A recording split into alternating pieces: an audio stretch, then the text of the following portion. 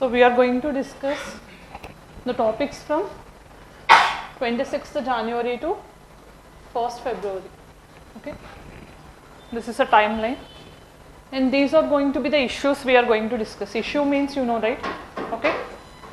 All in detail about these things we are going to discuss. Both they have relevance for both prelims as well as mains. Okay. So you know what is this? Indian Economy Review.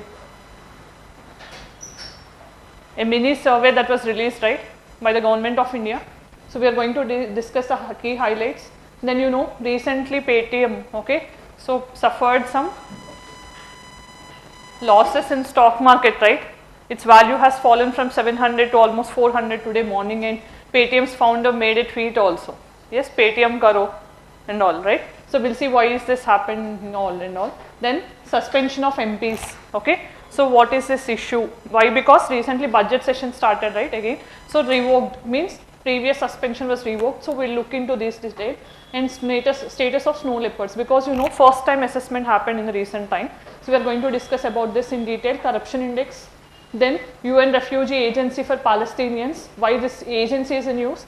India and France relations. Okay, so because you know this Republic Day we have France President as the chief guest. Then there is a linking project also in use. Then we are going to see the age of marriage for women, why it is also in use. These are the issues and these are the facts which we are going to discuss. Okay, Maratha military landscapes, Purple Revolution, South China Sea, Black Tiger, test tube rhinos, Humboldt's Enigma. You have economic community of West Asian African states also, and you have exercise Sada, Tanseeq and Anti-Profiteering Authority. These are facts, okay, so which are more important for prelims. Yes, so if you have any doubts in the previous class, those who have attended, you can ask. Yes, those who have attended previous class. Any doubts? No? Fine. Okay, let's start. So this is a report recently tabled, or you can say this was a report recently released by our chief economic advisor. Okay, so normally you know there is a convention that before the day of budget economic survey will be tabled in the parliament. Okay, but this time there is no economic survey. Why? Because of elections, and we are not going to have full-fledged budget in the yesterday itself. So we had an interim budget. Okay, so we have discussed in the previous class about interim budget and note on account also, right? Have you remembered the differences? Yes? Can anyone explain me the differences? At least 2-3 points for each. Yes? Okay.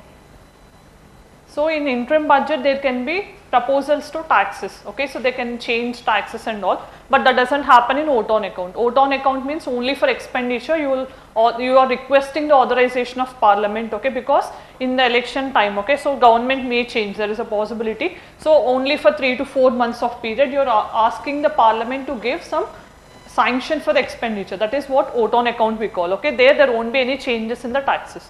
But yesterday, if you have remembered, although there are no changes in the tax slabs, but there were some changes made. Okay, so that is why we call this as interim budget. Okay, so when interim budget is presented in any general election year, there won't be economic survey. Okay, after the government form again, detailedly they will table the economic survey followed by full-fledged budget. Okay, so that is why they have given a report called Indian Economy Review 2024. That means what is the last 10 years achievement made by the government in terms of economic domain. Okay, that is what the highlight. So this is not an economic survey, you can say like a mini survey and overall summary of 10 years achievement. Okay, so then you have to know what are the things. In this there are 2 chapters. Okay, so past, present and future, and what is that India has, like how India became so resilient and all. So 2 chapters are there divided again, but I am giving sector wise. Okay, so that we are going to discuss key highlights.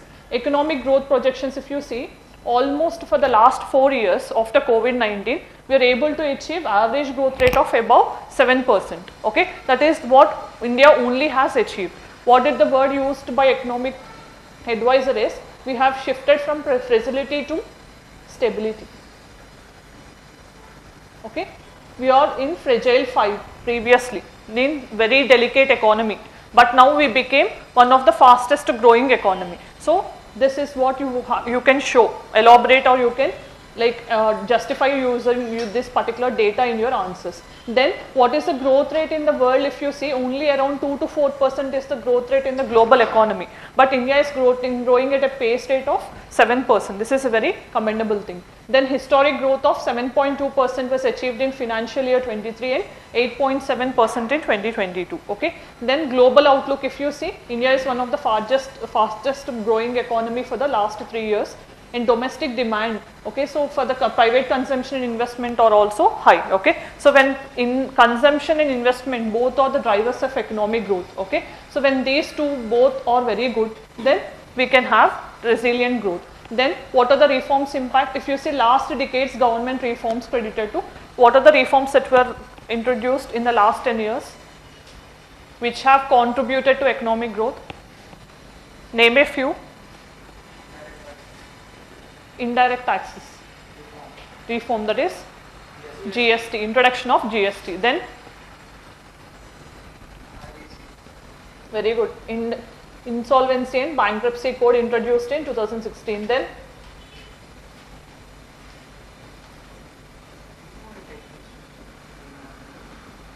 yes, this is what the government is claiming, right? We are formalizing the economy. So whether you agree or disagree, but the government stand is this also has led to formalization of economy. Then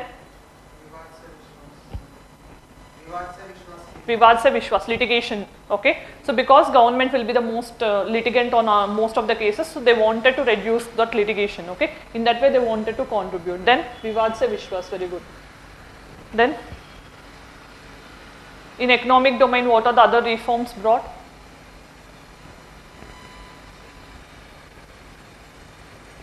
See, they don't ask such questions in prelims, but these are the questions which can be asked in mains. Straightly they'll ask you how India could achieve this much of economic growth. Then you should justify, right? You should give some policies of the government saying these things, that is why we have achieved this amount of growth rate. In this way you should think, and you should develop that ability to think also. In exam you don't have time. Yes, please.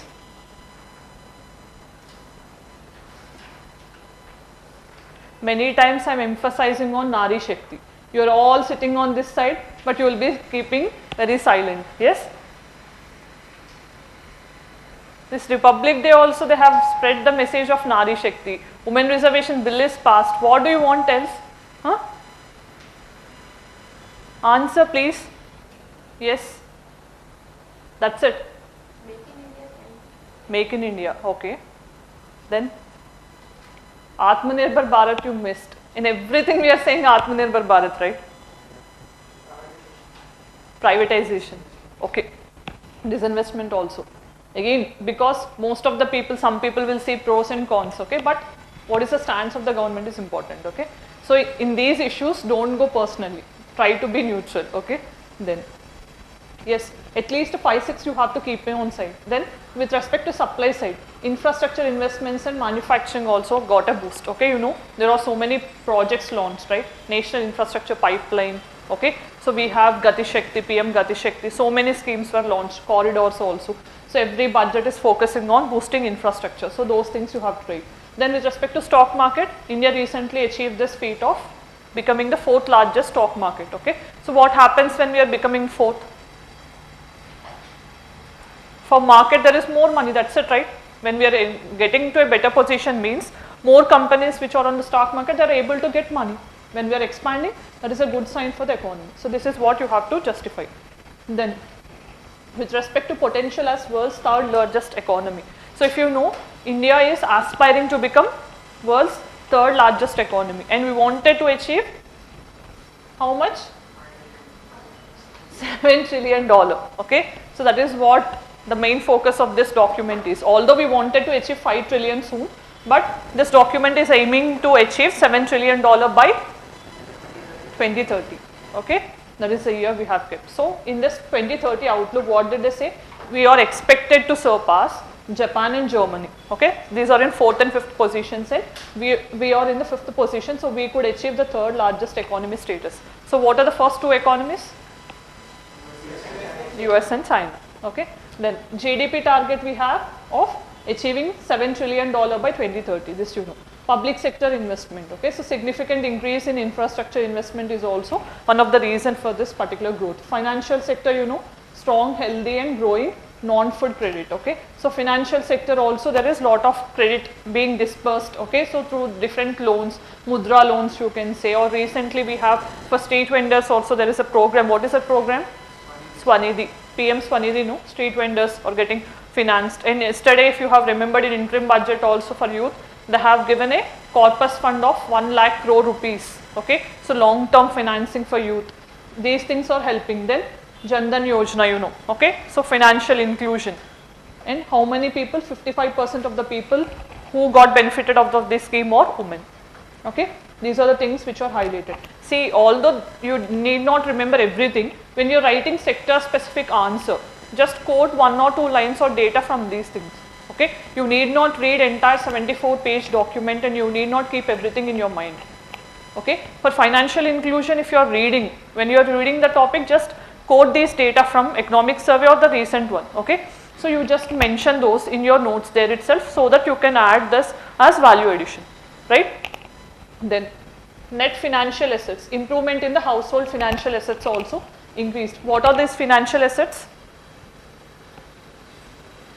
What will be the assets for the household?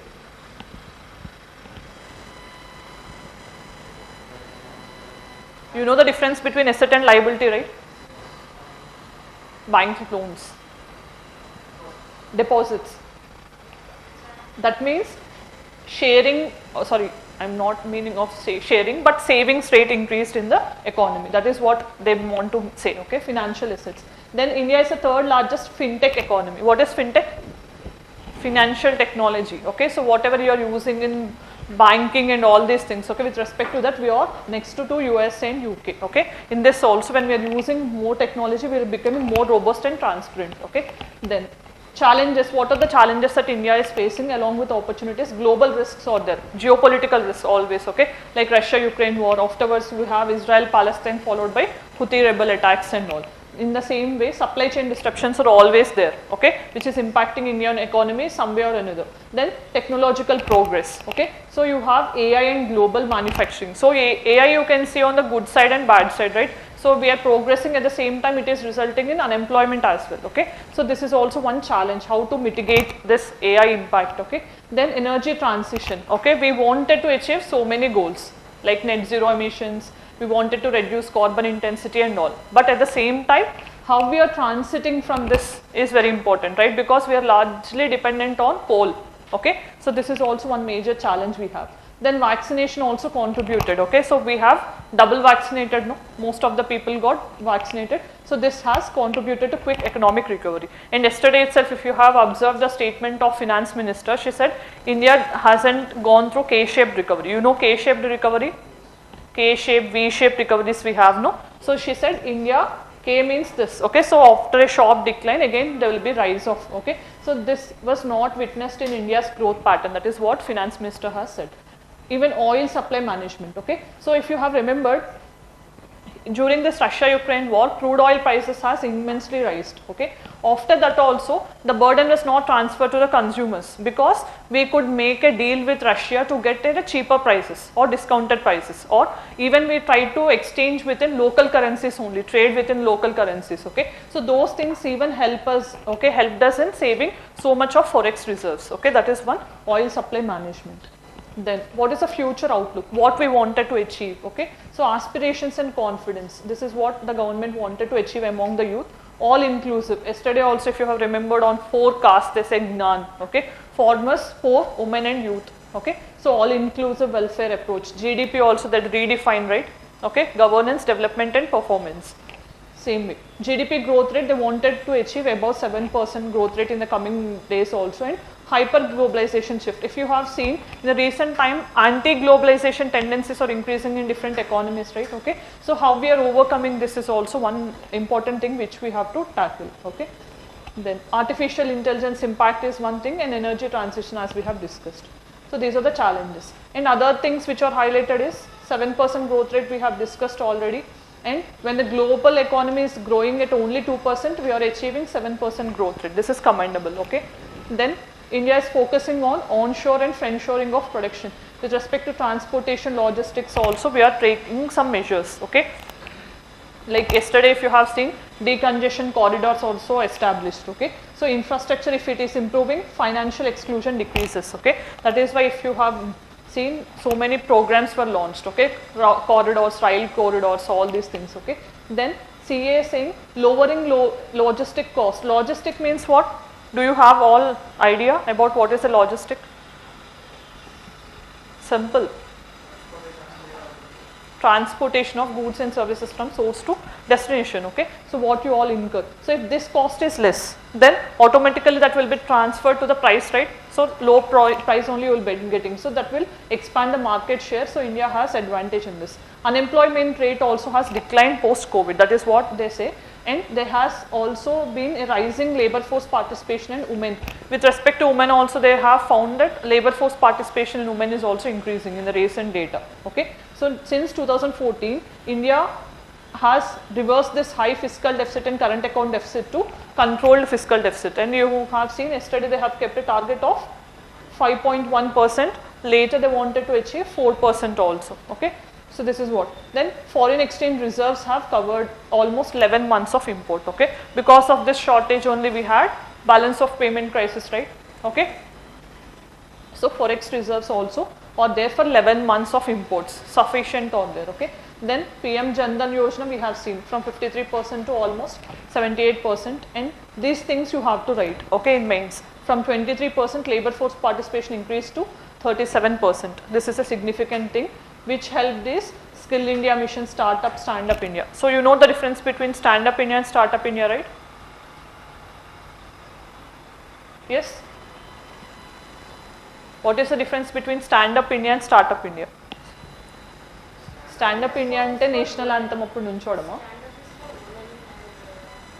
Women and SC/ST entrepreneurs, okay. So every public sector bank has to give loan at least for one SC/ST and one woman, okay. That is what the main objective of Stand Up India means. They wanted to stand on themselves. Startup India, you know, we are giving incentives for the entrepreneurs, okay, who wanted to do something unique. So these are the things, okay. So these are the things highlighted by the economic survey or mini survey, you can say. Higher education rate also, female gross enrollment has increased or quadrupled from 6.7 to 27.9%, okay. That is a good sign again, okay. In higher education also more women are enrolling, okay.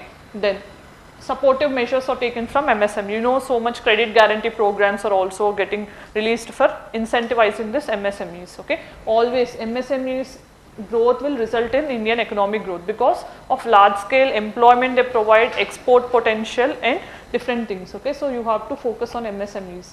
Then you know recently there is a change in definition also, those things you have to focus, okay. Then adoption of goods and service tax, all these things, okay, they have led to unification of market and economic efficiency and reduced logistic costs. This is what they have observed, okay. Is it clear? There is so much to discuss, but if we discuss only the topic, others cannot be discussed, okay. That is why quickly I have gone through highlight zone, okay. Is it okay for everyone? Clear? Then second topic is RBI action against Paytm, okay. So what is this issue about? Why it is a news? When Paytm did not conform to the terms of RBI, what did RBI say? They should not accept any demand deposits, okay. So that is what RBI has said to Paytm. So what is Paytm? Payment bank, okay. So in this context, you should know for prelims what is the difference between payment bank, small finance bank and a universal bank, okay. So you should know payment bank and small finance bank, these two are considered as differential banks, okay, or differentiated banks you call. These are differentiating from universal banks. What are universal banks? Scheduled banks and non-scheduled banks. Scheduled banks are those which find mention in second schedule of RBI Act 1934. Again these are divided into, yes, commercial and cooperative banks. In commercial you have PSBs, nationalized banks, private sector banks, such things will come into these things, okay. So here you need to know non-scheduled or those not mentioned. So what is the difference here and here? Universal banks means they are they have license from the RBI to do all the activities permitted. Okay, they don't have any limitations most of the times. But differentiated banks are not similar to other banks. Only for some specific purposes they were established. Okay, for those purposes only they have to function. That is what differentiated bank. Okay, universal means everywhere you will find them. They can do anything. Differentiated banks mean differentiated for some purposes. Okay, what is the purpose of payment bank and small finance bank? Both have a purpose of promoting financial inclusion. Means to the unserved areas, underprivileged people, small and microfinance, because you know when you go to bank and when we ask for loan, no bank gives us a loan. But for Ambani and Adani, they'll queue up, no? That is what the level of banking in India. So in this context, to promote financial inclusion, okay, so we have given this concept of payment bank and small finance bank. So this payment bank was proposed by Nachiket Moore committee, and small finance bank is proposed by Usha Thorat committee. Both are associated with RBI previously, so they have given recommendations to establish such banks. Okay, so in this context, okay, so in the coming prelims, so when you know first payment bank was established, UPSC have asked a question on what of the operations that a payment bank can do. Okay, like with can it issue credit cards or not. So those are the things where the UPSC tests your knowledge. Okay, so most of the things you have to know at the basic level itself. If you know one statement that they can issue only debit cards but they cannot issue credit cards, you can eliminate and you can arrive at the answer in that question. Okay, in the same way, they're just testing the basic idea, that is what required from you. Okay, similarly here also you should know. So what is the difference between payment bank and small finance bank? Here payment bank previously is authorized to accept deposits only up to 1 lakh.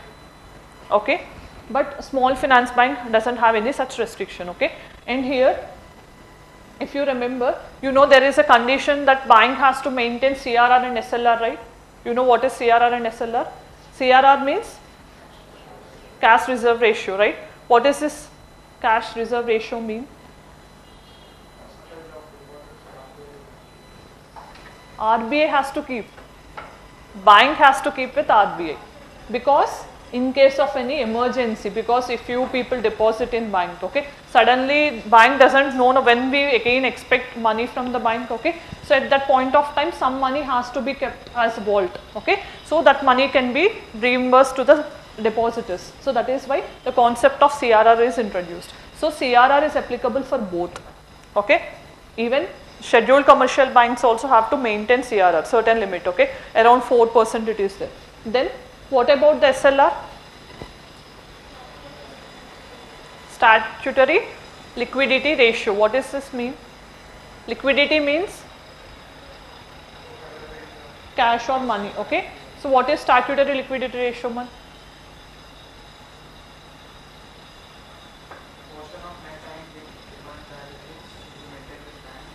In what form? Very good. But here either in cash, gold or government securities they have to maintain. Payment banks have to keep SLR at 75%, means out of 75% of their deposits, 75% has to be kept in the form of SLR, and that will be used as government securities. That is what one condition specified exclusively for payment bank. Okay, clear? SLR condition is maintained. Okay, so this is what you have to remember. And you know they can issue credit also. Loans can be issued by small finance bank. Okay, but payment bank cannot issue loans. It cannot even issue credit cards also. Only debit cards can be issued. But they can recommend some other third party loan platforms and all. Okay, so normally when you open Paytm and all, you will see like insurance company advertisements, or they can even do insurance, no? So those will be provided. Remittances also can be provided, but they cannot give loans. Okay, this is what you have to keep in mind. Name a few payment banks. How many are there? I just have mentioned, I guess. No. Next slide, luckily. Yes. Any payment bank I'm asking. Jio, Airtel, Paytm, then NSDL you have, Fino. Phone Pay is only a wallet type of thing, okay? It is not authorized to have a payment bank license from RBI. Paytm, Airtel, Jio, these have license from RBI to maintain as a payment bank. Google Pay also doesn't have, okay? These are only there to facilitate transactions through UPI, okay? Then another like 6 banks are there in the present, okay? So those are Airtel, Jio, Paytm you have, NSDL you have, Fino you have. How many? We have discussed 6 or 5? 5. Another one is also there. What is it? Payment bank. NSDL, Fino, Airtel, Jio, Paytm. I didn't remember another thing. I have mentioned, I guess. India Post. Yes. Indian Post Payment Bank also. This was recently released by government, right? Private things only come to mind. Okay. So then small finance banks. For what purposes we have launched them? To give loans again to marginalized sections like small and micro entrepreneurs, small farmers, okay. So where there is no banking facility or they couldn't get easy loans, for those purposes we have established small finance banks, okay. So but they can issue credit. These are the differences you should know. For example, you have AU Bank also you are seeing in Hyderabad, right? AU Small Finance Bank and all, okay. Some examples are there. So why we are discussing this is, although, okay, so they have to get minimum certain capital amount they have to get keep aside, okay, then only they will be getting license from the RBI to maintain as a payment bank, okay. So this is based on the recommendation of Nachikowit Moore Committee in 2014. First RBI was first payment bank was established. So what is the main thing? They are operating on a smaller scale with minimal credit risk, okay. So that is why only 1 lakh deposit, okay. In case if you know, right, in banks when we are depositing, if bank turns bankrupt or if it ends in a failure, then yes, you have Deposit Credit Guarantee Corporation of India, okay. What is the limit they are providing now? 5 lakhs. Previously it is 1 lakh, okay. Now it has been enhanced to 5 lakhs. That is the insurance money which we get. Then objectives, financial inclusion to the unbanked and underbanked areas. This is what the main objective of payment bank, okay. Then it was set up to help the migrant labor force, low income households and small entrepreneurs. These are the people who get benefit from this. 6 I told you, and features, these are differentiated and not universal banks. You know the difference, right? Then these operate on smaller scale and they have minimum paid up capital of, how much is this amount? 100 crores, okay. That is the paid up capital. Then minimum contribution, if you see, for the promoters, paid up capital at least 40% for the first 5 years from commencement of their business, okay. So the investors or promoters, they will get only 40% in the first 5 years. Then activities which are permitted, they cannot accept more than 2 lakhs. Initially when they were established, only 1 lakh is the amount deposit allowed, but now they have increased it to 2 lakhs, okay. Then not allowed to lend, okay, but can sell loan products, means of other parties. Then you can see they can promote other third party loan products also. Then personal payments you do through Paytm and all this, right, and cross border remittances also can be performed through Paytm or any payment bank, okay. So they can issue debit cards but they cannot issue credit cards. This is what the question asked once in prelims, okay. What is the present case?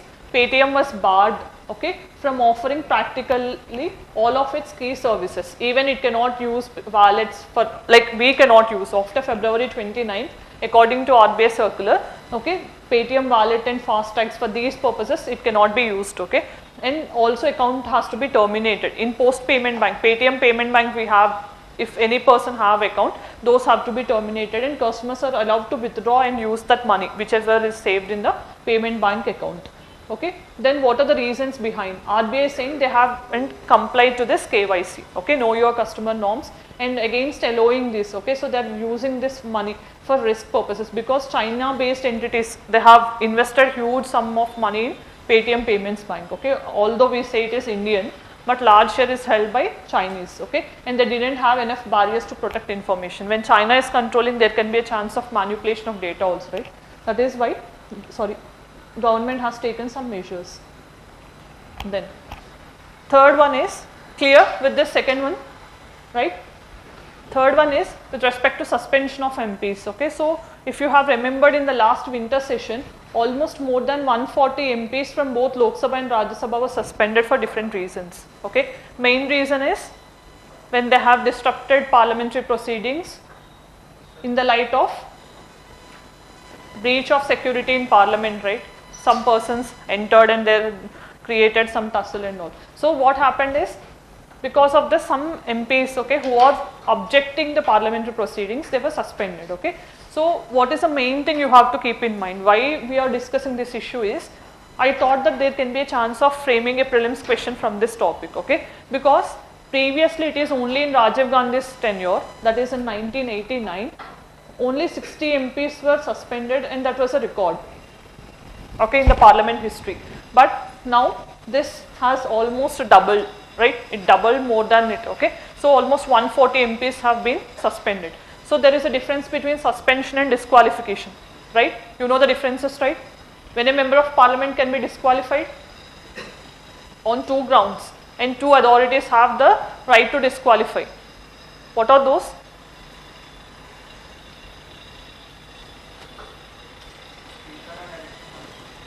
Election Commission, President, on the advice of Election Commission of India. Okay, what are those 2 instances? Defection, who can disqualify? Speaker or the presiding officer, chairman or speaker. Then in another situation where there is any representation of People's Act, if they don't comply to the norms, then under that representation of People's Act, on the recommendation of Election Commission of India, President has the authority to disqualify a MP. Okay, 2 instances are there, but this is different from suspension. Okay, disqualification means again, okay, so normally if you have remembered recently, in the recent times, Rahul Gandhi was also disqualified initially. Okay, but later what happened? It was reversed again, means Supreme Court stayed. Okay, so what happened then? Rahul Gandhi is disqualified, means if you are convicted of some offence more than 2 years and all, so you cannot contest elections for next 6 more years. Okay, that is what condition mentioned under Representation of People's Act. Then means till 6 years you cannot contest elections, you cannot again be an MP. But what is suspension here? Mean only for a temporary period, you are not allowed to take part in the proceedings of the House. Okay, how much period will be specified by the presiding officer. Okay, maximum period is very important. These type of statements can be asked in coming prelims. Okay, that is why I have given this topic. So if you have seen in the last winter session, whoever all suspended, those suspension orders were now revoked. Revoked means those are again allowed to take part in the proceedings in the budget session. Okay, in this context we should know about parliamentary sessions also, you know, because we are having budget session going on, right? Okay, so Article 85 is saying that who have the power to summon? President of India. Okay, so he can call the houses to meet, okay, on the recommendations of central government. Again, it is not his personal discretion. He can decide the time and place also. You need not say that Indian Parliament only can have proceedings there. Okay, they can sit anywhere also in the country. There is no mandate that they should have their proceedings only in the Parliament. If you have remembered in the recent times, in Puducherry, I think they have held a secret sitting outside their assembly, okay, for some reasons. So that is one. So here the President of India is having the power to summon, prorogue, dissolve the House also, the Lok Sabha especially. Okay, so you know President can also prorogue. This is what mentioned. Then based on the recommendations of Ministry of Parliamentary Affairs only it will be done. Okay, not directly by the President of India. So power to convene a session, you know, central government has authority, Parliamentary Affairs will recommend. Okay, so how many days they have to sit and what is the timeline and all that will be determined. Then they will be notifying to the President. President then will call, okay, or issue this order of summon.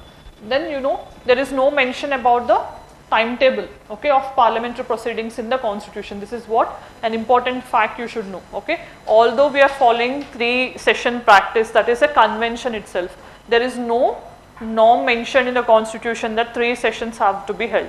What is only mentioned is there should not be more than 6 months gap between 2 houses of 2 sessions, I mean. Okay, so 3 sessions practice, budget, monsoon and winter we are following is only a convention, means which is a practice. Okay. Then longest session, budget session is starting. Okay. So you know by the end of Jan, and it will complete by end of April almost. Okay. So this session has a recess. What is recess? Recess is nothing but you have to know parliamentary terminology, right? Yes. So after the budget is tabled, after 2 to 3 days, okay, so they will adjourn the house, okay. So then what happened? 3 to 4 weeks of time will be given. In the meantime, parliamentary committees will examine the budget in detail, clause to clause. Then afterwards, 3 to 4 weeks afterwards, again they will assemble. The recommendations of parliamentary committees will be tabled in the parliament. They will discuss, then they will vote, and whatever the amendments are suggested, those things can be taken up then. So this gap between, okay, is called recess, okay. Then what is the suspension? I told you already, okay. Suspension means temporarily you are asking a member not to take part in the proceedings of the house. So how much period can be, like this suspension can happen is important thing, okay, because see constitution has said sometimes, okay, so it is suspension, if you see, only Lok Sabha speaker can do, okay, but what about Rajya Sabha chairman means he can ask a member to withdraw, okay, but he cannot issue any suspension order. That is what one main thing you have to keep in mind. Only a Lok Sabha speaker can issue the order of suspension, okay, and 3 types of suspensions can be issued, okay. One is normally you can ask a member to withdraw, okay, from the house by naming them, asking them to withdraw.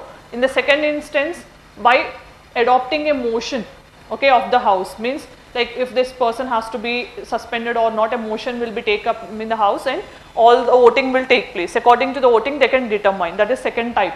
Third type is without voting also, only the speaker of Lok Sabha is having the power to suspend MPs. That is not there for the Rajya Sabha chairman. He can only ask the member who is disrupting the proceedings to walk out of the house. That's it, okay. This is only a privilege there for the Lok Sabha speaker. This statement can also be asked, okay. Then what is the timeline of suspension, okay. So what did Supreme Court observe is there is no timeline mentioned, okay. So constitution was silent on this. So you know again when constitution was silent on some aspects, that will be used again by the political parties for their own benefits, right, okay. So then what happened previously in Bombay legislature, once what happened is they have suspended for almost 2 years, okay. So then whoever got suspended, they have approached the Supreme Court, and then Supreme Court said, okay. So if you have remembered, under Article 122 of Indian Constitution, there is a bar on judicial proceedings in respect of legislative affairs, okay. So normally court cannot intervene into legislative aspects, okay. But when it is contravening the constitutional provisions, then judicial review can be there, okay, under this article of 122. The same thing happened in that particular case also. Supreme Court then said, in case if there is any violation of constitutional provisions, means you are suspending, fine, you are having authority, that is also fine, but for 2-year period is very unconstitutional. You cannot bar a member from house for long period or like 2 years or something. So in that situation, Supreme Court of India has said that much period you cannot suspend, okay. So what is the timeline they have kept is 5 sittings of a house you can suspend. You know difference between sitting and a session, right? Sitting means today, tomorrow, like this. Session consists of many sittings, right, okay. Either 5 sittings of a house max or for the remaining period of that session, okay, whichever is possible, okay. Only in those either of that one situation only you can suspend a member, means for the remainder session or only for 5 sittings, okay. Like that you cannot suspend a member for 5 years or 10 years. So that was declared, and it is a judicial intervention only. That is what I want to mean, okay. Constitution hasn't stipulated any time period for suspension. UPSC plays with these tricks, okay. Just judicial intervention made by Supreme Court, and it has given this particular timeline, okay. Now whatever the previous suspension is there, that has been till remaining period of the session. That is why after the winter session was off, now budget session started now, so those suspension orders were revoked. Clear now? Yes, these are the two main things. Lok Sabha speaker only having the power to suspend, and second thing is there is no timeline mentioned by the Constitution of India. Okay, so it is just a judicial intervention. Then let's see, it is a role and duty of the presiding officer, either speaker or chairman, to maintain the order of the house, because they are the leader of the house, right? Okay, so they have the right to carry on this proceedings. Okay, so then in order to ensure, okay, the proceedings are conducted, then they are empowered to ask a member to withdraw from the house. Okay, if they don't withdraw, okay, in what instances normally they will be there, these type of orders will be there? When they are disrupting, or when they are not cooperating with the government, or when a person is not like when he thinks that I am not getting due time what I have asked, okay, then they can disrupt. Okay, then what are the rules? These rules, numbers are not important, but still you need to know for Lok Sabha how it varies and for Rajya Sabha how that is differ. Okay, so numbers is not important, again as I told you. These are mentioned in the rules of the house. Okay, this is not mentioned in the constitution. Rule number 373 is saying rules of procedure and conduct of business. Okay, means this is vested with the speaker of the house. Okay, the rules to conduct the house. Then 374 I told you already, with passing a motion a member can be suspended, means motion has to be voted upon, right? So if a motion is introduced, for example if I have a grudge against opposition party member, okay, and he is disrupting the house, then I can initiate a motion and I can ask the house to vote upon. If maximum members vote upon, then if that motion is voted, then that member has to suspend from the proceedings. 374A is when the presiding officer, that is the speaker of Lok Sabha, himself can suspend even without voting. Okay, this is what the difference between 374 and 374A. Okay, this is the exclusive power of the speaker of the house. Okay, then for Rajya Sabha 255 rule book for Rajya Sabha. Then 256 you can see, this rule empowers the chairman to name the member who is permanently disregarding the authority according to the rules of the house. Means as I told you, they can only ask that member to withdraw, but suspension order cannot be issued under 256. Voting తీసుకోవచ్చు అంటే for example any member if they wanted to like initiate a motion and like issue suspension order, then voting powers can be done, because you know Lok Sabha speaker is a member of the house, he have more powers, but Rajya Sabha chairman is not a member of the house, right? So because of these reasons he cannot issue a suspension order, but house can take up a motion and it can vote upon. Okay, only in that aspect he has. So unlike the Lok Sabha, under 374A, Rajya Sabha cannot suspend its members without passing a motion for the thing. Okay, so that is what you have to keep in mind. Then next topic is snow leopards. Okay, so why this is in news? I have already explained, right? Because first assessment of snow leopards happened. Okay, so this is also 4-year survey. Tiger census 4 years, elephant census 5 years. Okay, rhino 3 years, snow leopard 4 years. Okay, so in this way you have to remember. So status of snow leopard in India, this is a report recently released by Ministry of Environment. So this is why it is in news. Okay, so there is a program, snow leopard assessment, population assessment program, and first ever, as it is a first ever survey. Okay, that is why it is very much important, and India has 718 snow leopards. Okay, then what are the findings? 1/6 to 1/9 of the global population is there in India. Okay, of the entire all other countries, 12 countries we have snow leopards. So what is this is also referred as ghost of the mountain. What is ghost of the mountain? It resides in mountain, but it is very difficult to capture. Okay, so that is why it is considered as a ghost of the mountain. Then these are the states. Okay, so at least you have to know first 3 states. Okay, highest number of snow leopards are there, because these type of questions can be asked. Simply they can name Himachal Pradesh, because most of the people will think Himachal snow. Fine, we'll go with the statement. Okay, they can frame such statement, Himachal has highest number of snow leopards, but it is Ladakh. Okay, Ladakh with almost 477, then Uttarakhand, then Himachal Pradesh. Okay, and other states are Arunachal, Sikkim and Jammu and Kashmir. These are the states. Okay, then what is the significance? We are consistently monitoring the population of snow leopard, and also in the recent years if you have seen, we have undefined. Okay, because we couldn't estimate, we don't know how many snow leopards are there. Because of these things, it can increase the understanding about the particular species, and also it can increase our narrative coexistence. Okay, so if you have even Himal Samraksh is also one program launched for conservation of snow leopard. Himal Samraksh means if the community who are living in that area, if they know what is the importance of snow leopard, then only it can be better conserved, okay, because it is a topmost predator. If it is not there, entire ecosystem will collapse, okay. That is why community engagement is most important. Then it also offer valuable insights, okay. So that is the main objective of the program. Then what are the recommendations they made? So if you have seen, snow leopard cell was established under Wildlife Institute of India, okay. So what are the main objectives is monitoring and evaluation of the population of the snow leopard, and if you have seen, periodic estimation will be done every 4th year for snow leopard, okay, from now onwards, like same like tiger survey, okay. So you should know what is snow leopard. It is an Asian cat, you know, out of 7 big cats, it is also one of the, okay, and you know, it preys on animals. So as I told you, it is a topmost predator, okay, in the mountain ecosystem, indicator of health of mountain ecosystem, okay. Some species are called indicator species, no.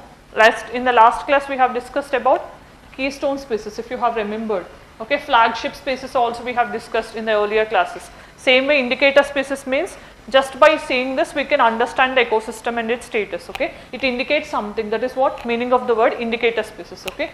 For example, another species is Gangetic river dolphin you have. So this is an indicator species of freshwater ecosystem. Only in freshwater, unpolluted water only it can survive. If it is polluted, it cannot survive. That means wherever we can spot this Gangetic river dolphin, we can indicate that this is a freshwater system. In that way, it will help, okay. Then snow leopard along with Royal Bengal tiger, Asiatic lion, all these, okay, clouded leopard of India's 5 big cats, okay, you know, out of 7, okay, big cats across the world, India have only 5. What are those 2 not there in India? Jaguar, puma, okay. These are not native to India, right, okay. Out of 7 big cats found globally, India had only 5. What are those 5? With a reintroduction of cheetah, we have these 5, okay.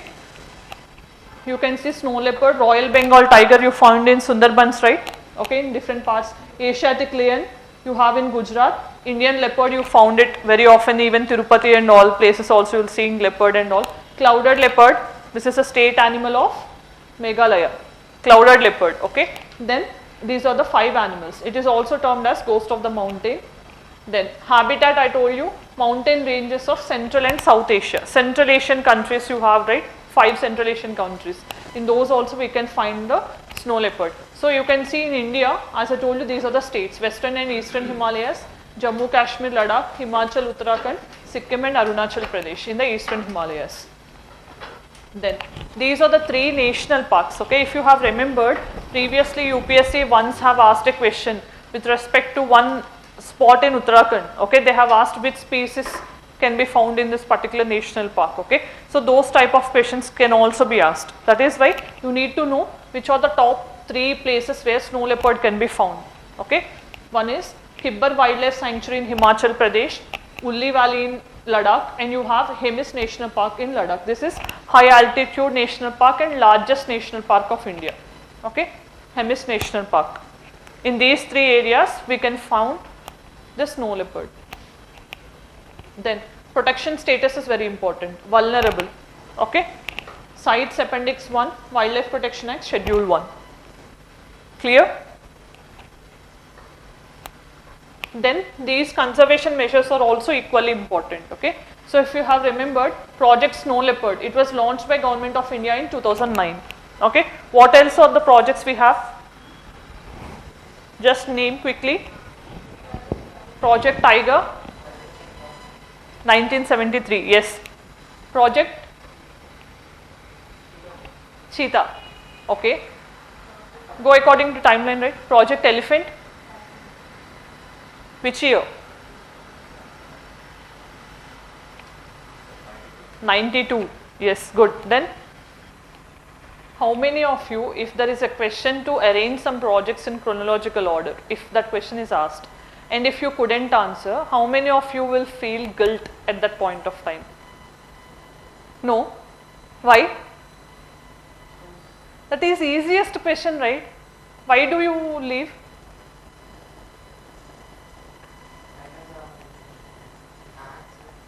See, these type of things, there are not many in 50s or 100s, no? Just how many you will have? 5 to 8 projects. And those also project Humboldt type of thing they don't ask. Main projects, if at all, they ask you. Or one project is there and other things are there in chronological order, or conventions they mixed. Then if you don't know 1 year and if you are getting confused either this or this, then you will lose mark. No? These are the easiest things which you need to remember. ఏదో ఒక విధంగా cheat codes పెట్టుకునో, date of births పెట్టుకునో, గుర్తు పెట్టుకొని try. Okay, homework for next class is projects. Okay, soon after the class only go through all the projects. Okay, there are project crocodile, project hungle, project cheetah, like this, project snow leopard. We have different projects. Go through them once. Hardly it will take 5 minutes just for typing. That's it. Okay, then this in 2020 Secure Himalaya project was launched for conservation of snow leopard. This was launched by Global Environment Facility and UNDP together. Okay, so you know what is this Global Environment Facility? You are very weak in environment, but environment is easy scoring.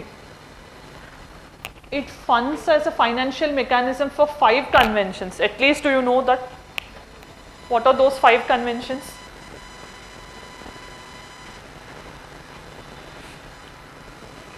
అసలు ఎప్పుడు విననట్టు ఏంట faces అలా పెట్టారు? ఆమె teaching anything new?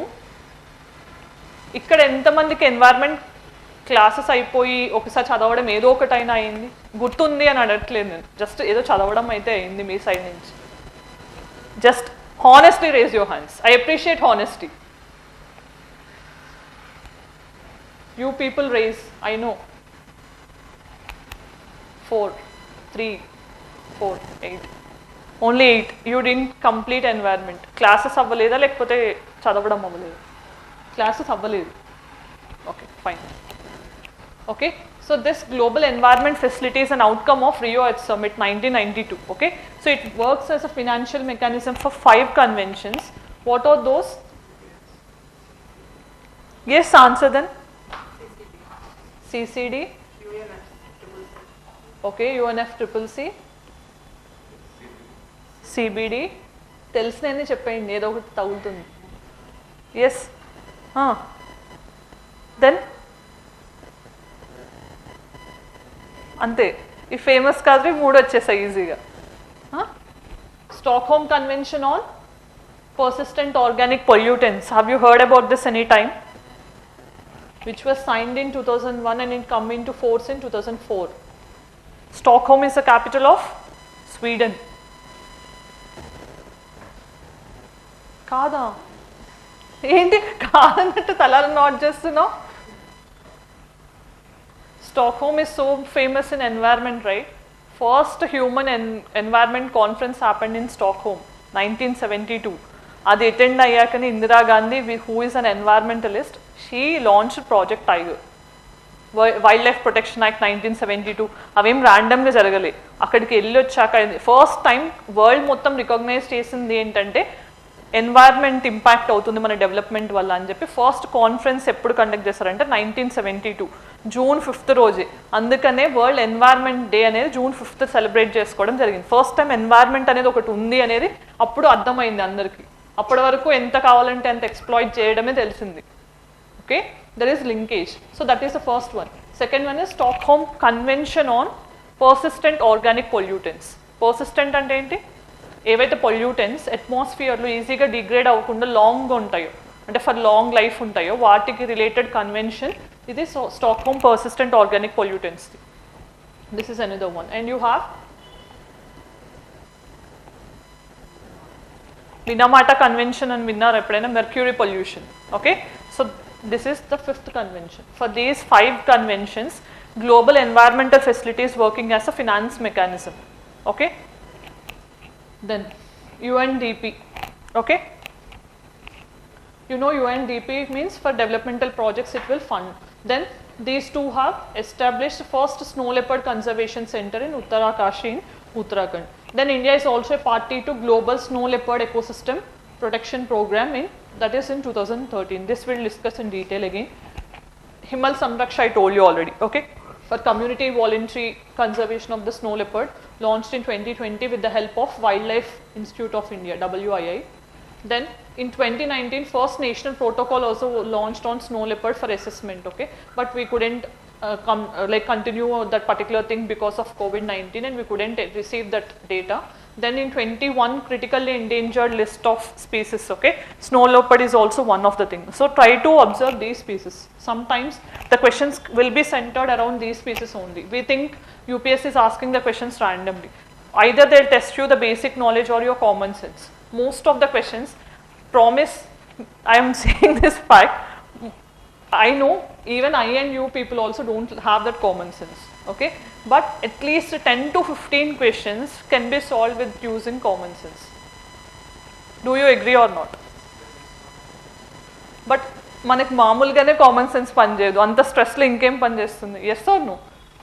హానెస్టీని appreciate చేస్తా అని చెప్పాను, అవునా కదా?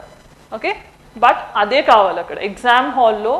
వాళ్ళకి కావాల్సింది ఏంటో మార్క్స్ స్కోర్ చేయడం కాదు, టెన్షన్ స్ట్రెస్ సిచ్యువేషన్స్లో కూడా బెటర్గా హ్యాండిల్ చేసే వాళ్ళనే వాళ్ళు టెస్ట్ చేస్తున్నారు, ఓకే? అందుకని ఇప్పటి నుంచి దాన్ని హ్యాబిచ్యుయేట్ చేసుకోండి, ఏంటి స్ట్రెస్ని ఉండటానికి కాదు, లేకుండా ఉండటానికి, ఓకే? కామన్ సెన్స్తో క్వశ్చన్స్ ఎలా ఆలోచించవచ్చు అనేది, okay? So if that is working, అక్కడే మీకు మాక్ టెస్ట్ యూజ్ అవుతాయి, okay?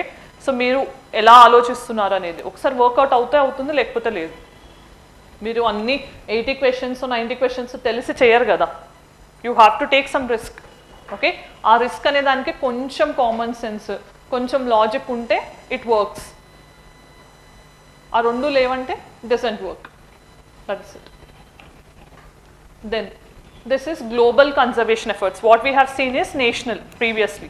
Global level, Bishkek Declaration. What is this Bishkek? It is a place in or the capital of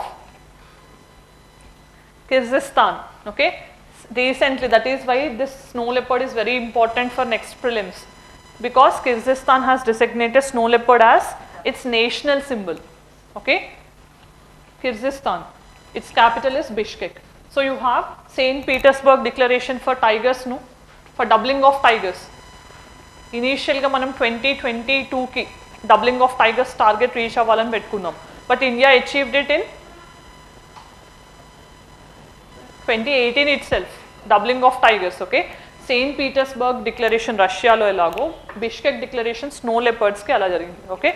This happened in 2013 for this snow leopard landscapes, and you know global, this is what the program which has been established out of this declaration, okay? Then you can see in 2014 when this declaration was adopted, from then we are following 23rd October as Snow Leopard Day, okay? What is today? World Wetland Day. 2nd February. ఇదే common sense కాదు, second నేను పోయిన క్లాస్లోనే చెప్పా, next క్లాస్కి మనకు world wetland day ఉంటుంది అని. What is the theme? Wetlands and human well-being, okay? That is the theme. Then Living Himalayan Network initiative was launched by Worldwide Fund for Nature, mainly in 3 eastern Himalayan countries, India, Bhutan and Nepal, okay? So mainly to promote Himalayan ecosystem so that snow leopard also can be conserved. This is Global Snow Leopard Ecosystem Protection Program, GSLEP. I told you, no, in 2013 out of Bishkek Declaration we had this. So this is a high level intergovernmental, this is most important, okay? Here there can be a trap, okay? This is an intergovernmental organization in the snow leopard range countries. Almost 12 countries are part of this, and India is one of the country. Awareness and understanding will be promoted, okay? So this is the most important thing. They can even ask on this. It is intergovernmental organization, okay? Fine, clear with this? Add another thing to the homework is find out which state is having snow leopard as its state animal. If you know, you can answer. Otherwise, do it as a homework. Himachal Pradesh. Only? I remember 2 states having snow leopard as a state animal. Find it out. Okay? Uttarakhand. Ever find out just nuva? Answer. You. Who answered Uttarakhand now? Okay. It's not Uttarakhand. Find it out. Okay. Then corruption perception index is also in news. Why? Recently, report was released by a non-governmental organization called Transparency International. Okay. These type of things can also be asked. Okay. If you have remembered Amnesty International, ilantivi kuda adigaru UPSC. Okay. So that is non-governmental organization. Okay. So what is the main objective of this? To understand public corruption. Okay. So in the government activities, how much is the level of corruption? To identify how they are coordinating with different business activities or activists, you can say, or private people. All from this they have collected some data and they have given some rankings. Okay. 0 to 100 is the ranking. Okay. And some countries are listed. How many countries? 180 countries are ranked, and India's place is 93rd. This is in 2023. Okay. For last year they gave this year rank, right? Last year it is 85th. Did we perform better or worst? Yes. That is what. Okay. So you need to know. Just at least remember these things, because previously UPSC have asked a question on ease of doing business rankings. Okay. They didn't ask the number of rank, but they have given a statement that it has improved 6 positions or 7 positions compared to previous year. That means you need to know this and that. Then only you can understand how much improvement happened and all. Okay. So in this situation, not only for this ranking, okay, I am advising this for all other major rankings also, indexes and rankings. You need to know whether there is an improvement or not, how much changes there also is important. Okay. Then this is a thing released, okay, in public sector corruption, as I told you, and you know this is released by non-governmental organization Transparency International. Since 1995 it is releasing this report. It is a leading measurement of public sector corruption across the world. Okay. So Denmark, Finland and New Zealand, these are the top 3 countries. Okay. So which have less corruption. Western Europe and European Union are the regions with less corruption. Sub-Saharan Africa is having lowest average of this corruption. Okay. That is more, and you know rule of law is also under pressure. What is this rule of law? Okay. Yes. Okay. How many components are there who propounded this rule of law? David IC. What are the components he proposed?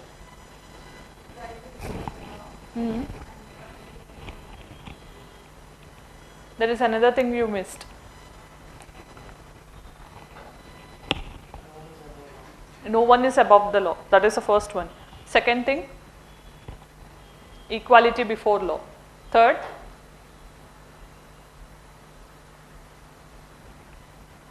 is constitution result of rights or rights or the result of constitution? Complicated things manakenduku ma'am. Huh?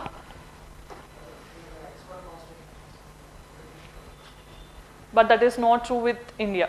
Okay? In India, rights are sourced from the Constitution of India. Okay? So this is third principle is not applicable in Indian case. Okay? Only first 2 principles of rule of law, and you know rule of law is one of the basic structure of Indian Constitution. Okay? And it has correlation with Article 14 of Indian Constitution, equality before law and equal protection of law. Okay? So you know equality before law is adopted from UK Constitution, equal protection of law from US Constitution. First one is negative in nature, second one is positive in nature. Okay? You need to know these things, and what are the exceptions is very important for any fundamental right. Most of the students, they'll only read the articles and they'll just remember those. Okay? But UPSC frames questions on exceptions. Okay? Because you know Article 14, there are so many exceptions, right? So everyone will read what is equality before law or equal protection of law, but no one focuses on what are exceptions provided under Article 14 or 15 or anything. Okay? So focus on those things. UPSC tends to test those things. Okay? Then in 2023, India's score was 39 and it is 93rd in position. In 2022 it was 85th position. Okay? Then next topic is United Nations Refugee Agency for Palestinians. Okay? So why this is in news? Yes. And also what is the stand made by Israelis? these people are helping in attacking from the side of Gaza against some like Israel forces and all. So there are some allegations made, okay. So and some countries have blocked their funding given to this particular organization or agency. That is why it is in news, okay. You need to know some basic things, okay. Again, the name of the organization is UN Relief Works Agency for Palestinians, and it was founded in 1949 to provide aid to those people who were, you know, in 1948 we had this Arab-Israel war, no? So who were displaced in the war, for them to give some relief, this was established, okay. So this is operating from Gaza, and also it is having its operations in West Bank, Lebanon, Syria and Jordan, okay. So these people, okay, get relief from this UN agency. So this agency runs education, health, relief, social service, microfinance and emergency assistance to those people, and you know, it is almost entirely by voluntary contributions, and the states like US contribution is very much important for this agency. So if US doesn't fund, again they will suffer, okay. The same thing is happening now. You can see it also gets limited subsidy from UN and can only be used for administrative costs. Not much important, just a pass by reference I am giving you. Then with respect to India, France, quickly we'll go through, okay. Although much of the thing is not relevant for prelims, but for mains it is like a quick revision you can say for bilateral relations, okay. Before that, tell me what are the areas where India and France are having good cooperation in the recent times? Emerging areas of cooperation between India and France. Defense. Example? Submarines, Project 75I. Yes, and?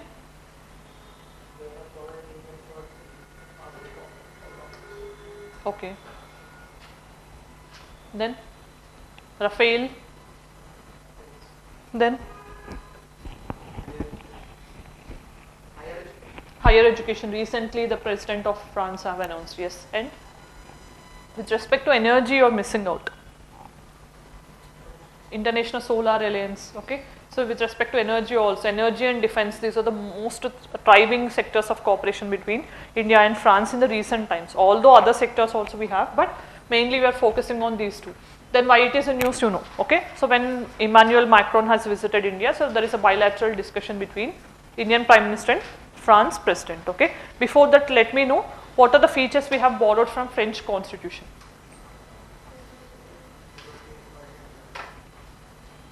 Those are considered as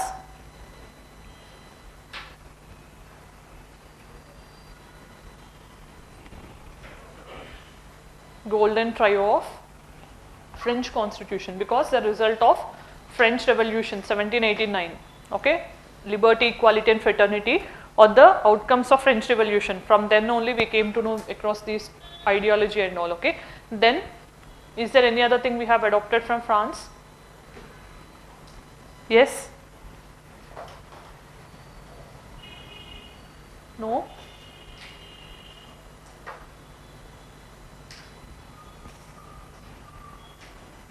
Yes, please. Telsa telida. Ronde rendu maatu.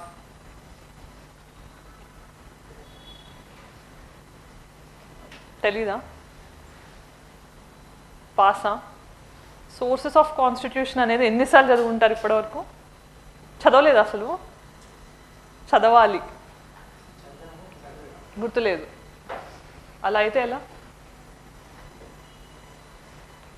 These are the basic things కదా. Laxmikanth చదవటంతో start అయ్యేవి ఇక్కడి నుంచి. ఇవి కూడా గుర్తుండకపోతే ఇంకా లాస్ట్కి వచ్చేసరికి ఏం గుర్తుంటాయి మీకు? అందుకే సార్ లాస్ట్ నుంచి చదవండి, మొత్తం ఎగిరిపోతాయి. కొన్ని కూడా డౌటే ఉండదు, అన్నీ మిస్ అయిపోతాయి. ఎగ్జామ్లో మంచిగా బ్లాంక్గా కూర్చోవచ్చు 2 hours. రోజు ఏదో ఒకటి పెట్టుకుని చదవాలి. అట్లీస్ట్ రోజు ఒక పార్ట్లో ఇండియన్ ఐఎన్సీ సెషన్స్ ఒక రోజు ఎంత హార్డ్గా 15 to 20 minutes పడుతుంది, అది చదవండి. ఆ రోజు ఇంకొకటి ఇంట్రెస్టింగ్, ఒక సబ్జెక్ట్ చదువుతున్నా, 2 subjects చదువుతున్నా, సైమల్టేనియస్గా రీడ్ పాలిటీలో ఒక రోజు జస్ట్ ఫండమెంటల్ రైట్స్ గ్లాన్స్ చేయండి. All articles, if you know every article and their provisions, fine. Otherwise ఇట్లా సోర్సెస్ కానీ లేకపోతే రిట్స్ గురించి కానీ అట్లా ఒక్కొక్క పర్టికులర్ ఇష్యూ గురించి రోజు మీకు ఇంట్రెస్టింగ్ ఆ రోజు మైండ్కి ఏ స్ట్రైక్ అయితే చదవడం చేయండి. ఎప్పుడైతే మీరు రిపీటెడ్గా చదువుతారో then it will be remembered for long. ఏదో ప్రిలిమ్స్ ముందు లక్ష్మీకాంత్ చదివి మళ్ళీ ప్రిలిమ్స్ టైంలో లక్ష్మీకాంత్ చదువుతాను అంటే no one is going to help you. Polity, history ఇలాంటివి చాలా easy areas. You should not leave any question from these. Current affairs కానీ, economy, S N T, those are current affairs derived, okay, even environment also. Sometimes you don't know from where they are going to pick those questions, so you cannot run over those questions, but which are easy, those you shouldn't leave. Try to start, okay. So some people said they are attempting in 2024 itself. I'm concerned about those people. Please try to focus. You have less than 110 days, I guess. Yes or no? Every day counts. Please focus. The competition is very high. Even if you neglect one day, half day also, you have to compensate. It is not like earlier times. The questions were not direct. CSAT is also becoming a troublemaker. Please be serious, at least from now. Serious ante class lo kaadu, preparation lo. ఇప్పటివరకు నవ్విన faces అన్నీ సీరియస్గా పెట్టేసి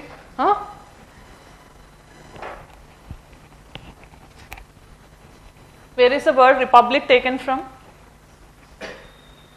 France చెప్పింది ఎవరు? The idea of republic.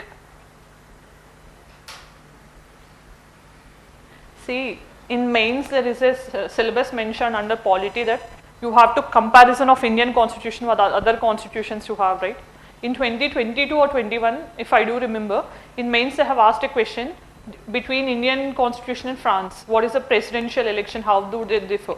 Okay, when you are not preparing for the prelims level, then how you go through mains? ఇంకా అది ఎప్పటికి వెళ్తుంది?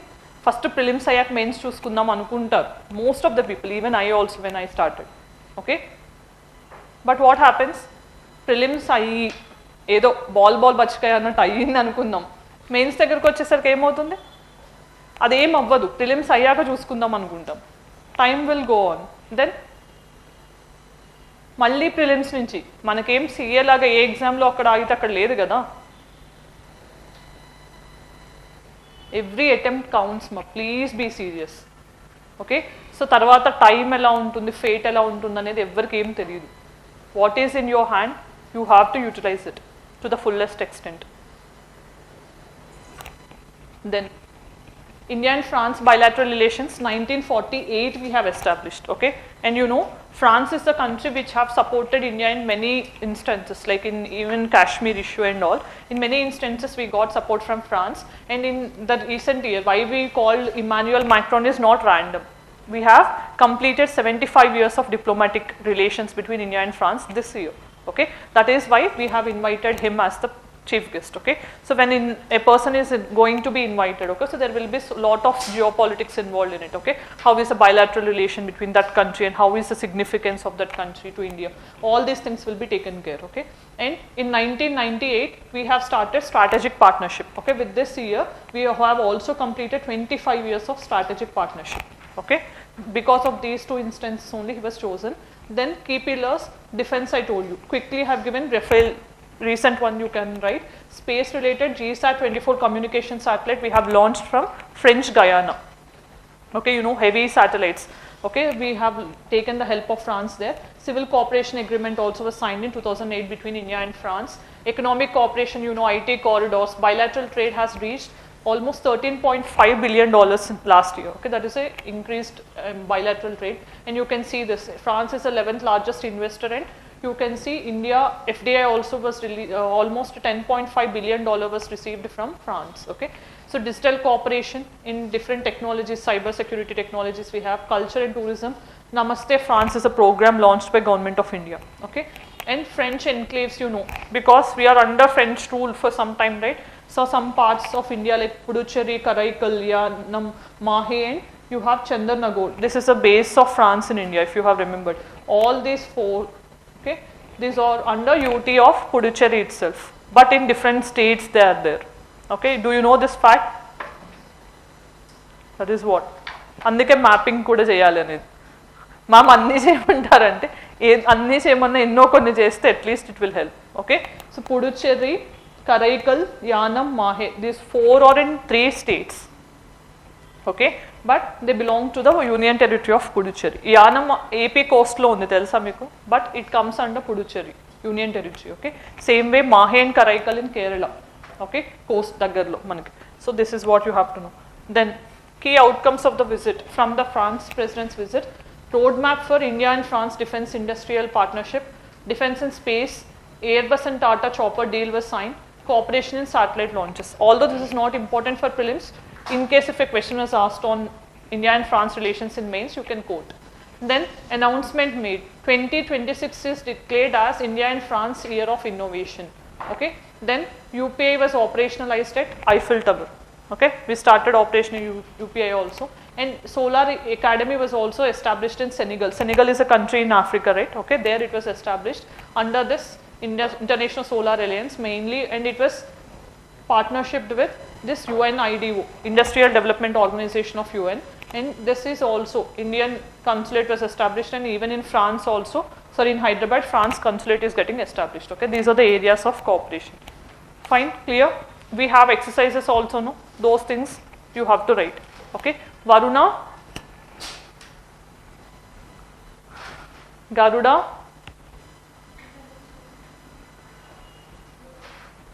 Shakti. Military exercises between India and France. And you know, Indian Ocean also you have to write, because Reunion Island is the France territory in the Indian Ocean. Okay, so security and all these related issues is very important even for France in Indian Ocean. Okay, these things you have to write. And in France is also supporting membership of India in UNSC, because it is also a P5 country. Okay, you know G4 countries, right? What are G4 countries? Brazil, India, Japan, Germany. Okay, these 4 countries are aspiring to get membership in UNSC Security Council. Okay, against G4 there is an organization called Coffee Club, or UCC you call, that is led by some countries which doesn't want these G4 countries to get membership. India ke varu Pakistan. Okay, Germany ki Italy. Then other country Brazil, Argentina. Inka Japan, China na, Korea. Okay, itla aa countries ki raagudadu anukunna vallu have formed that club. Okay, then this is a linking project, river linking project, modified PKC-ERCP link project. Okay, so these are the smaller river streams, the name of these streams. Okay, we'll see this also. Why it is in use? Because this was made part of National River Interlinking Project. Okay, so this is connecting smaller river streams in Rajasthan as well as Madhya Pradesh. Okay, so you can see here the project is envisaging the long pending PKC river linking with Eastern Rajasthan Canal project under this National Perspective Plan of Interlinking of Rivers. PKC means Parbati, Kalsin and Chambal. These are all major streams, sorry, minor streams which are joining in Chambal. You know Chambal is a tributary of Yamuna. Yamuna is a tributary of river Ganga. Okay, Chambal is famous for Chambal ravines we call, no, badland topography. Okay, so this is what you have to remember.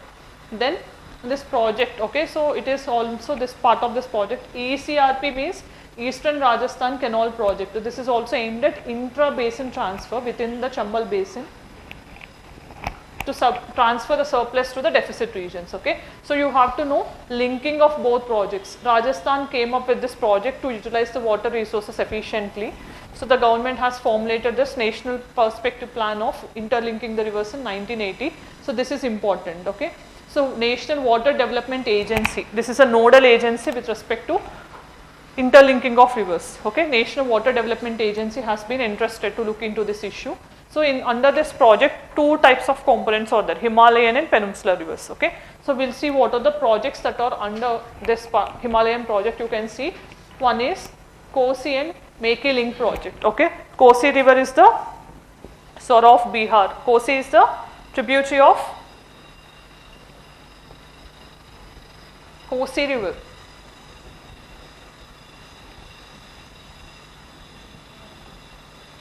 Ganga itself, okay, this are of Bihar. Then Kosi Gagra, this is also Gaggar or Gagra is also a tributary of Ganga itself, okay. So these two also getting interlinked. In Chunar, Son river, you know, which is also originating from Amarkantak range, same like Narmada, Son river, okay. So this is also getting interlinked, okay. So these are some projects under Himalayan river system, okay. Then you can see here transfer of water from Kosi to other areas, Gandak from Nepal to the, okay, these rivers like Kosi, Sapta Kosi we call, or Aruna river they call in Nepal. So these rivers, they originate from Nepal and they flow into India. Then with respect to peninsular rivers, you should know Mahanadi, Godavari, Krishna, Kaveri rivers interlinking, okay. So ఇది అయ్యేసరికి అంతే political గా అసలే ఉన్న issues కి. Then west flowing rivers also on the north of Bombay and south of Tapi. This is also one project that is on lines, okay. So Ken Chambal or Ken Betwa also, you know, Betwa and Ken or both are tributaries of Chambal. Chambal is tributary of Yamuna again, okay. So this is also on the card. Then you can see some west flowing rivers, okay, you know, name a few west flowing rivers. Narmada, Tapi, adondena.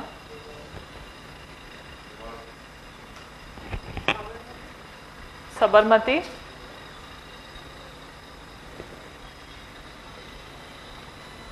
Mahi. Which river touches Tropic of Cancer twice? And which is an inland river? అసలు ఏ ఓషన్ని touch చేయకుండా ఇన్లాండ్లోనే cut అయిపోయే river ఏంటి ఇండియాలో? Very good, Luni. Have you heard about this Luni river? It is an inland river, okay. It doesn't reach to the sea, అంత water లేదు దానికి, okay. So it normally ends up on land itself, okay. Luni has its origin in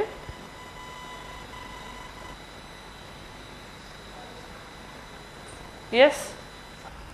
See, again I am saying with respect to geography, river system is very, very important. If you have seen the nature of questions asked, they are not again asking Godavari tributaries, they are not asking easy questions, okay. If you have seen, they are framing the questions so differently. Avi ela telustayante, if you know at least some basic facts of those rivers, okay. వాళ్ళు ఏం మరీ అంత hard కూడా చేయట్లేదు, but which is not there directly in the books, they are asking some in applied form. For example, if you have remembered last year ఏం అడిగారు question?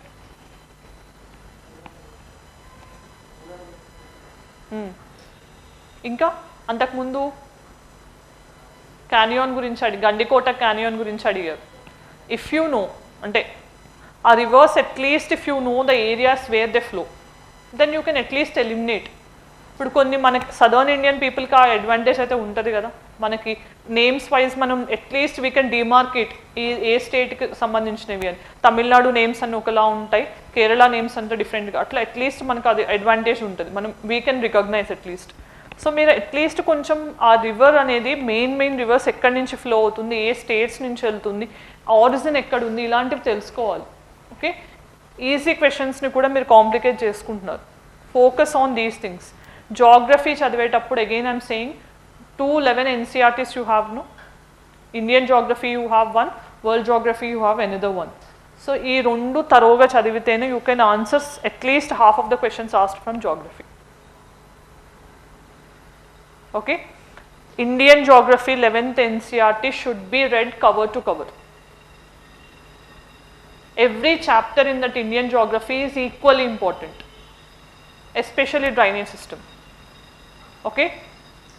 Coming to fundamentals of physical geography, again 11th NCERT with respect to world geography, focus exclusively on climatology and oceanography. ఈ chapters చదివాకే ఇంకొక చాప్టర్కి వెళ్ళండి, first cover to cover చదవద్దు.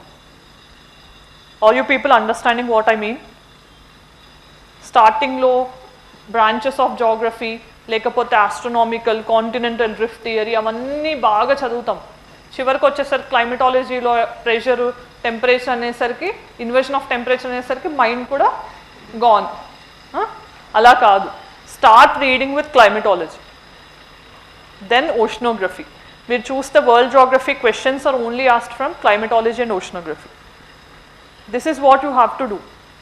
ఒక్కళ్ళు ఒక ఇయర్లో క్లియర్ చేశారంటే what they have done is correct.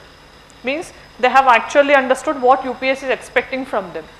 If we are not able to clear means we are not there on the lines of UPSC. Okay, that means you have to understand what UPSC is expecting from you people. There are some important areas for each subject where UPSC every time asks a question. If you are strong in those areas, okay, then easily you can clear prelims. Mark my word. So many people, everyone, even who have got first rank in mains or after all the stages also, no one can solve all the questions in prelims. It is the mind game. So the basic part, at least 30 to 40 questions they will be sure. But what about the other 40-50 questions? Through these guessing works or using common sense, they are able to get it. Okay, they are not asking you to get 200 out of 200. At least if you get 90 to 100, you are on the safe zone. Yes, just prelims is an exam of your testing ability. It is not there to score. That is what you have to prioritize your preparation. Don't focus equally on every subject. Subjects like some subjects like polity or these subjects require some attention. You have to focus on these subjects first. Art and culture mottam Ritan Singhaniya mottam chavutanu ante what is the mean of that particular act? It doesn't give any yield in return. What is the yield you are getting in return is very important. At least ippudunna 100 days aina 110 days to 10 days isayindi, 100 days to 90 days aina kuda focus on the areas where you can get more score or you can get much score from these areas. Okay, so అలాంటి వాటిని కొంచెం డీటెయిల్గా చదవడం start చేయండి. 2025 చదివే వాళ్ళు కూడా. Okay, observe the previous year questions. Time and again I'm saying only this will help you to clear prelims. Understand, please, previous year questions will give you how UPSC is framing and what areas have to be concentrated. Then, so these are the things which you have to write in case if the question is asked on interlinking, what are the advantages and disadvantages, you have to write these things. Reduction of water scarcity, when you are transferring the water from surplus region to deficit region, so this can be resolved. Improvement of water availability for agriculture, mitigation of floods, increased hydropower projects, improve the navigation, drought mitigation. These are the benefits of this. And what are the concerns? Ecosystem disruption. Okay, so suddenly if you are changing the river course, ecosystem get disrupted, displacement happens, rehabilitation, all these issues, interstate disputes, you know, Kaveri you can write, financial viability, seismic risk, earthquakes also can happen by reservoirs, reservoir and induced earthquakes, community resistance also. People also are not ready to accept these. Okay, so then rising the age of marriage in India. Okay, so why this is a news? Because recently Parliamentary committee to look into this issue. Okay, they got an extension in term. Okay, so their term was further extended. So if you have remembered, prohibition of child marriage amendment bill was introduced in 2021. It couldn't get parliamentary approval, but okay, they have tabled and there were some objections to this. Okay, so to look into this issue, they have forwarded this to Standing Committee on Education, Women, Child and Sports, Youth and Sports. Okay, so this committee is looking into this aspect. So if you know, this is amending 2006 Act.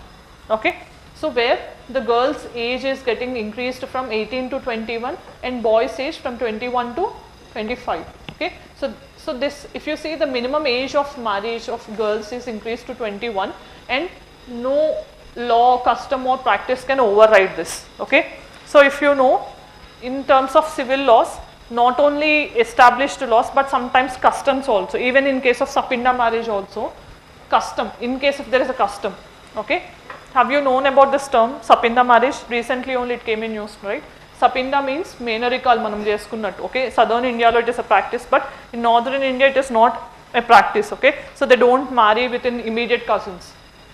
Okay, so because Sapinda means from a common ancestor, but what is there under section 5 of 5 clause 5 of Hindu Marriage Act, Sapinda marriages are illegal, void. Okay, but in case of existence of a custom, custom means a practice which is in continuous from so many generations, If there is a custom, means if you show that ma families lo tarataral nunchi ila undi ani ante, then that custom also have a force of law.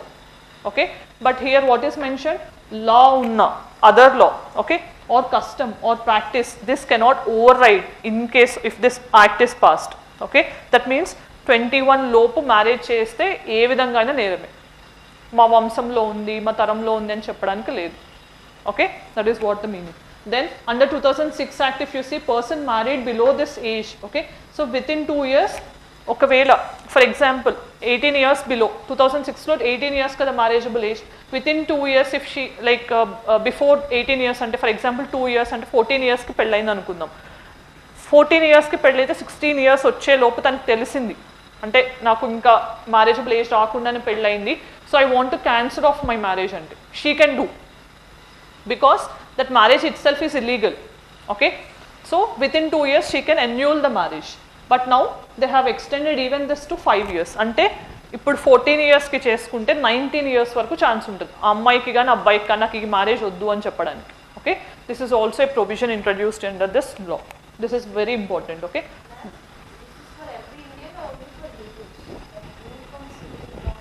that is why this committee is looking into. Okay, so according to my opinion they'll keep this on hold until they'll get this uniform civil code passed.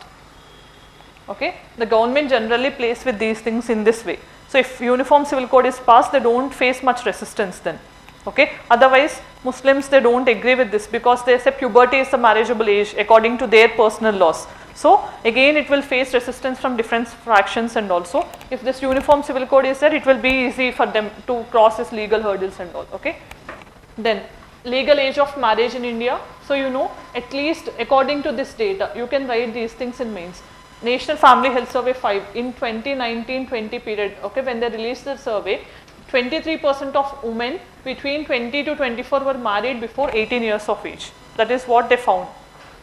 Okay, then in India, if you know, this is the first act, 1929, okay, Sada Act we call, right, Child Marriage Restraint Act. Okay, I told you previously also, B.M. Mulberry is a person who was instrumental in bringing this act. Okay, so this is the first legally prohibited act. Okay, so first time they have brought an act. Under this, what is the age? For girls it is 14, boys it is 18 years marriageable age. Okay, then act was amended in 1978 to increase this 14 to 18 and boys from 18 to 21. In this way it got increased. Then in 2006 it was replaced, this particular act, with the same thing, just name change happened. Okay, so Prohibition of Child Marriage Act. And what are the favor agreements in increasing the marriage age in favor means, you can see educational opportunities, career development, all women, pro women cons you have to write here. Okay, so health, gender equality. What is SDG? 5. Empowerment of women, social and emotional maturity.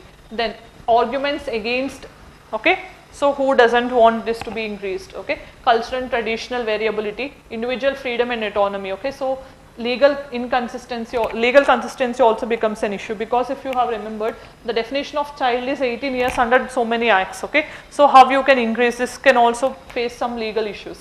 Then role of parents and family decision making, these type of issues come into picture. Social stigma and marital status, female feticide. So this also can be, if the girls have to be educated or they cannot marry till 21 means, for that long parents, so many parents will think those many days how I have to take care of the child and all, because of that they can resort to this female feticide also. Okay, then safety concerns in the issues of rape, dowry and all, there can be some issues also from this. Okay, now coming to the issues or facts, you can say Maratha military landscapes, you might have come across this, right? Okay, India has nominated this to UNESCO World Heritage List. Okay, so what is this? The name itself, Maratha military landscapes, means the forts of Maratha, Shivaji kingdom. Okay, so at that point of time, so it is nominated. So you can see here, it is a 6th cultural property. If it is getting listed in UNESCO, it is going to be the 6th one. Okay, you know, 17th century Shivaji. Okay, so when he was the Chhatrapati Shivaji, so at that time, okay, so you can see the extraordinary fortification and military system used, that was the main theme of this particular thing. And World Heritage Sites, you know, cultural, historical, scientific and other forms of outstanding value to humanity, So it can be there. Criteria are mentioned. Okay, so like you have these criteria. Okay, so I'm not going to explain in detail. You can see here. By individual countries, they have to recommend from each country to UNESCO. In case if they have uniqueness, historical importance, ecological diversity, cultural significance, in all these criteria they can recommend. Then types of World Heritage Sites, you know, okay, cultural, natural, mixed. Okay, in India there are 42. What is the 42nd, 41st one? 41st is Shantiniketan, right? 42nd is Hoysala temples in Halebid. Okay, this is 42nd one. So you have out of 42, 34 are cultural, 7 are natural, and 1 is mixed. What is that mixed one? Kanchenjunga and Sikkim. Okay, so you have to go through. Then these are the areas: cultural, natural, and mixed. Okay, mixed means both of cultural and natural importance. Then Purple Revolution. What is this Purple Revolution?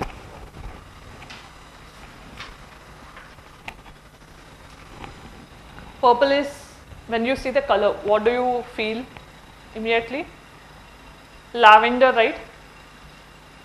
Lavender is purple in color, right? Purple Revolution is associated with cultivation of lavender. Okay, this is famous in Jammu and Kashmir. Okay, so why I have given this is CSIR, okay, is taking care of this aroma mission. You know aroma, lavender, fragrance. You will use deos and all, right? Lavender. So for this, aroma mission was launched under Ministry of Science and Technology, and CSIR is taking care of this. And in this recent Republic Day parade, okay, this Jammu and Kashmir tableau, okay, under this CSIR, it has received some like award or something. Okay, so you can see this is because of this Purple Revolution was given here. Okay, so you just need to know this is part of Jammu and Kashmir. It is highlighting lab to market access to success story of this CSIR under Vikasit Bharat team. You know, significant growth of lavender cultivation in Kashmir. Okay, so you need to know what are different types of revolutions. How many of you know how many revolutions are there in India?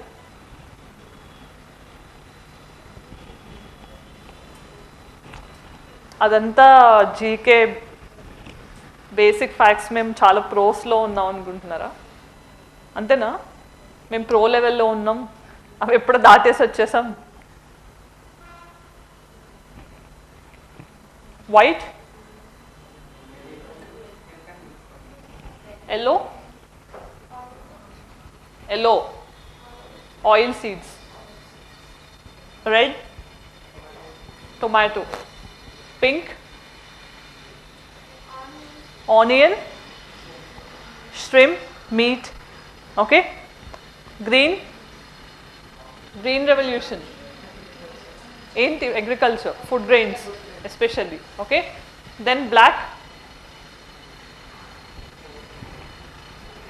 అనుకున్నా black అనగానే coal చెప్తారు.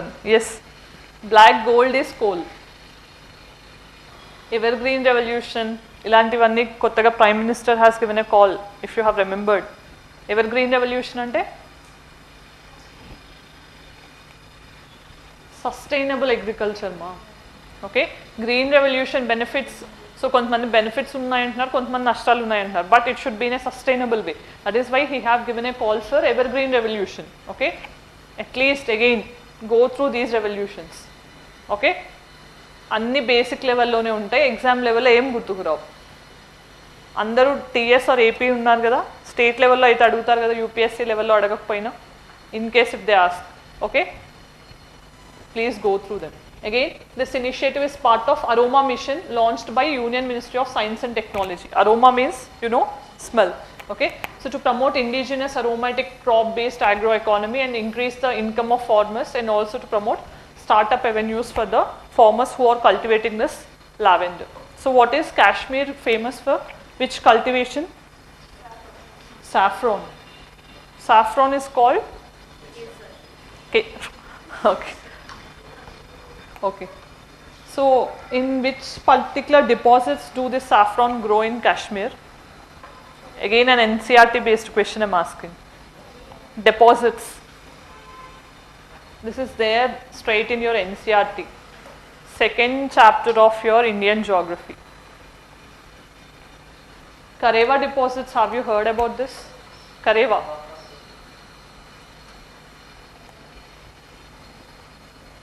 Everybody face appears something new. Huh? Then what is the role of CSIR? You know, here they have made this possible, and also free saplings are given so that this technology can be used to grow this lavender. Okay, that is the role of CSR in this. Not much important, just a fact. Then South China Sea. Okay, you know, again this is always a disputed area. Okay, always in the news. Why? Because of contentions by different countries, okay, to claim their rights over South China Sea. Why South China Sea is so important? Every country is claiming their right.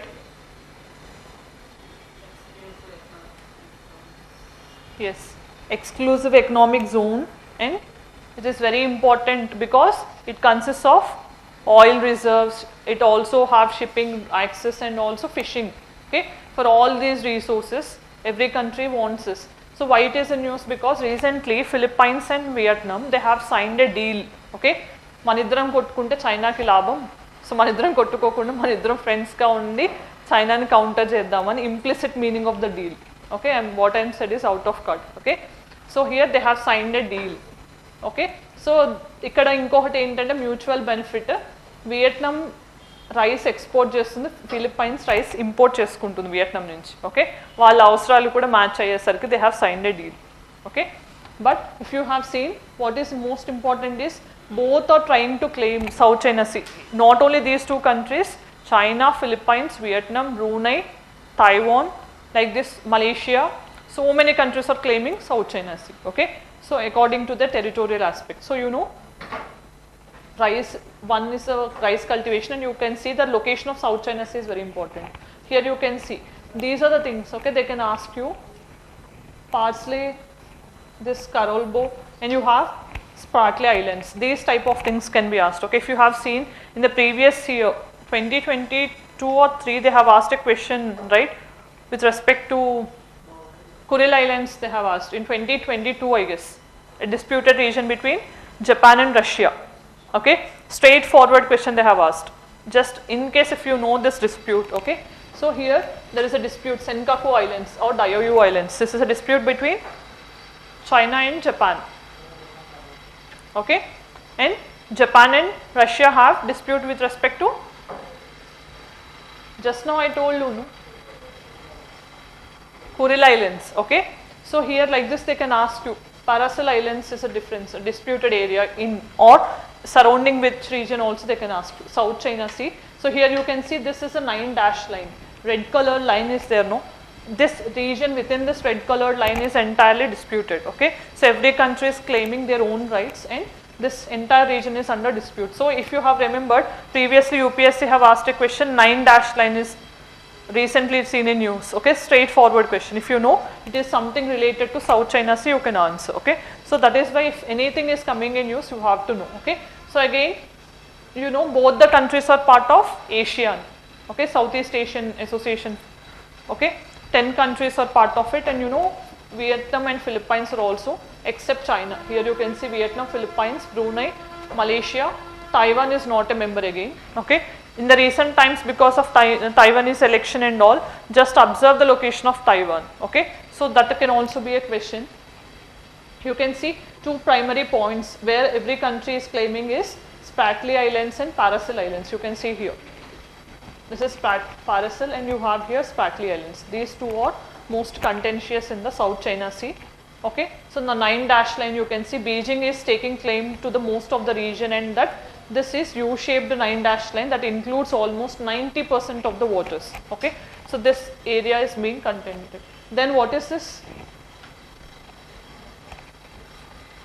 With respect to this South China Sea dispute, some countries of Southeast Asia, they went even to ICJ, International Court of Justice, and they have argued that China is claiming and it is false. Okay, so ICJ also has given against China only.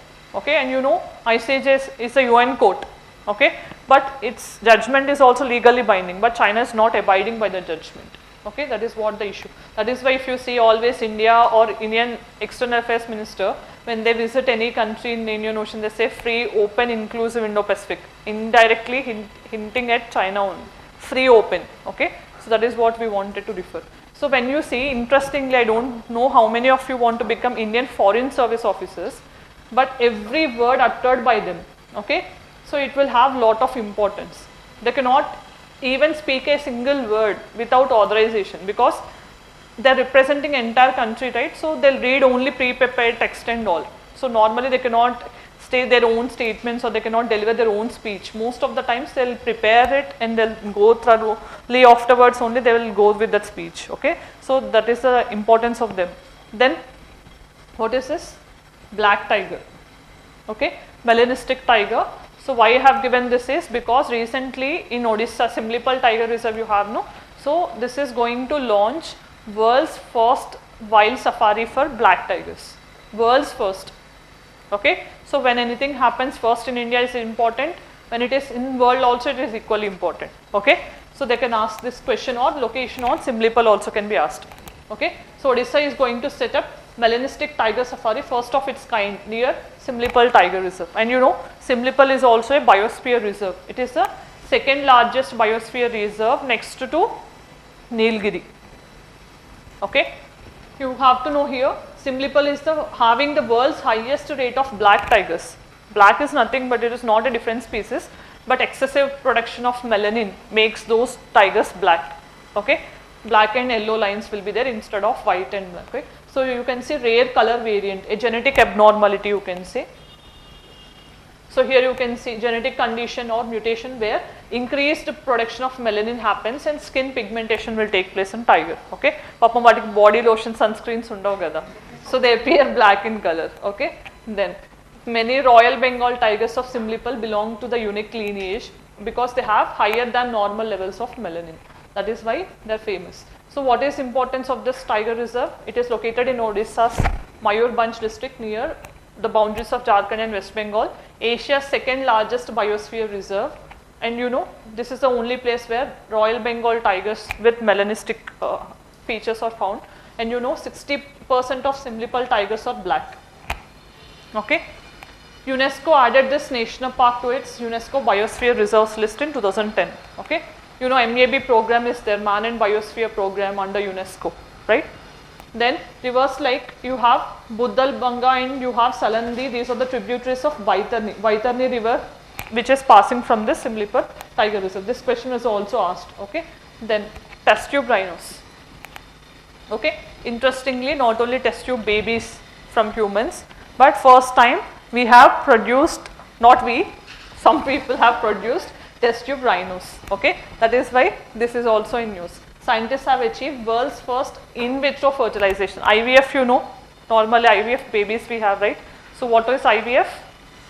It is an assisted reproductive technology where the embryo will be developed in laboratory. Again, it will be cultured in the woman's uterus. Okay, so the same thing happened, but what we have done is with respect to northern white rhino. Okay, it is not Indian one-horn rhino. Okay, we have 5 types of rhinos. So among Javan, Sumatran, they got already extinct.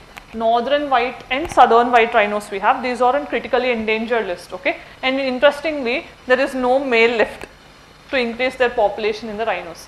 Because of this only, they have went for IVF. Okay, so and they have produced first IVF rhino out. Okay, so IVF, you know the basic fact, right? Then this is critically endangered list. They belong to African region, and India have only one-horn rhino. Okay, right? That is not under critically endangered but vulnerable list. One-horn rhino. So you can see these are 2 critically endangered, and you have southern white rhino. This is under near threatened. Okay, this is why very populous, and there is no issue with this. But this only females are left. That is also less than 100. There is no male here. Okay, to increase the population. That is why they have went for IVF. Okay, you can see the subspecies. They are located in some parts of Africa. Indian rhinoceros, you know, that is different because it is in vulnerable and one-horn rhino. So which national park is having most number of one-horn rhinos? Kaziranga. Density wise, As you said, largest number of one-horned rhinos are there in Kaziranga National Park, that is in Assam. But density wise, it is not Kaziranga. Have you heard about Pobitero National Park or Tiger Reserve in Assam? It is having highest density. You know density, right? With respect to area, if large population is present in less area, then you say high density, okay? Highest number of rhinos are there in Kaziranga, highest density is there in Pobitero in Assam, same, okay? This is on the banks of river Brahmaputra itself, Pobitero, okay? This is what you have to keep in mind, basic fact. Then Humboldt's Enigma, have you heard about this? Humboldt's current, have you heard, right? Peruvian current, cold current we call, but this is not related to that. So normally this is a phenomenon that we come across in the recent times. Why means this Humboldt is the name of the person who have gave this or who have observed this phenomenon. Normally what we think is, in terms of biodiversity, we know that biodiversity will be concentrated mostly in the tropical region because of presence of sunlight, precipitation and everything, right? So we think compared to the polar region or temperate region, more biodiversity there is in the tropics, okay? So to prove this wrong, this person, Humboldt, he said, yes, I agree that majority of the biodiversity is there within the tropics, but it is not always true, okay? Sometimes we consider that compared to land and a mountain, where do you think, like a plain and mountain if you have, where do you think there will be high diversity or high biodiversity? Plains. That is what he wanted to prove wrong. He said in some certain mountains, okay, there is high biodiversity. For example, Western Ghats in India are there, right?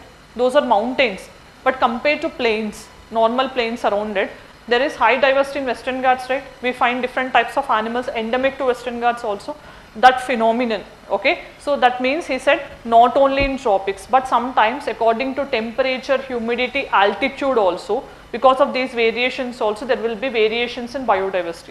That is what the phenomenon of Humboldt's Enigma, okay? It is not always true that biodiversity is decreased from tropics to polar region. Sometimes according to temperature, humidity, altitude, rainfall, it can increase even or decrease in the mountainous regions. Mountainous regions are most biodiverse hotspots according to this particular theory, okay? This is what, okay?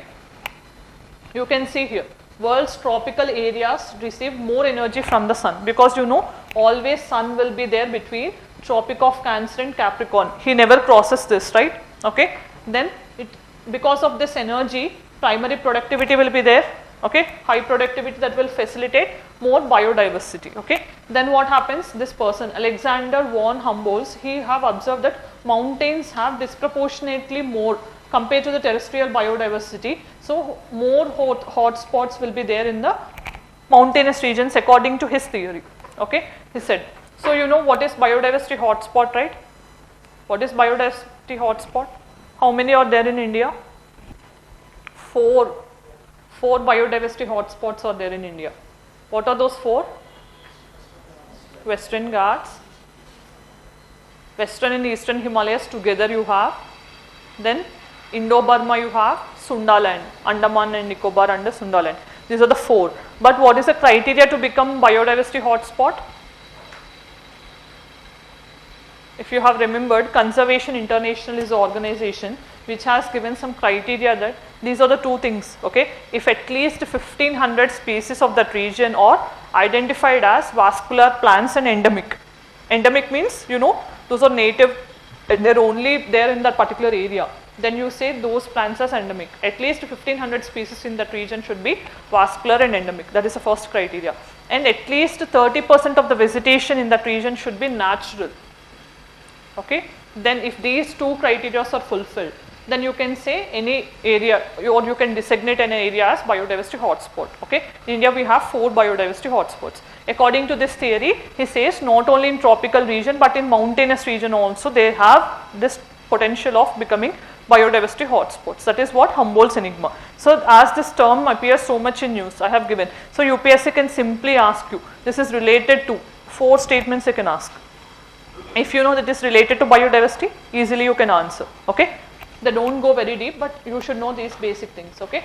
So what is this Humboldt's Enigma? I told you. So this is saying that Earth's tropical areas don't contain all biodiverse regions. He says only most of the regions are there. Majority means it can be more than 50%, it need not be 100%, right? So he says most of the regions are there in tropics, but some regions like mountains, okay, they also have hotspots. Areas outside the tropics are also high biodiverse. You can see those are mountains. So temperature, altitude, humidity, all these things also will determine the occurrence of species pattern.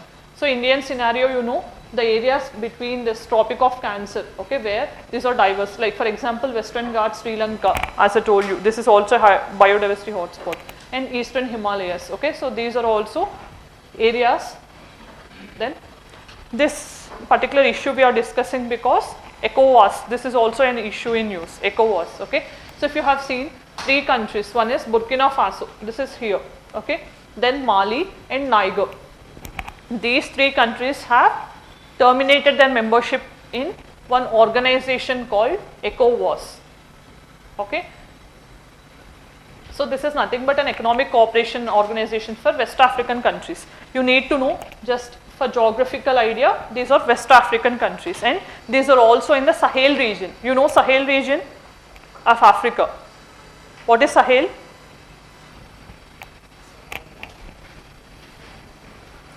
This Sahara kada, which is most dry and arid region, okay.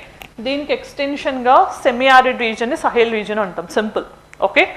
So it is part of Sahel region, these 3 countries, okay. So why did they withdraw their membership is, this initially this is an organization among West African countries, okay. So what they wanted to achieve is economic cooperation by some cooperation and all. But what did they say is, according to the founding fathers ideology, we wanted to achieve some economic integrity and economic cooperation, and even they tried for achieving a common currency also, like European Union.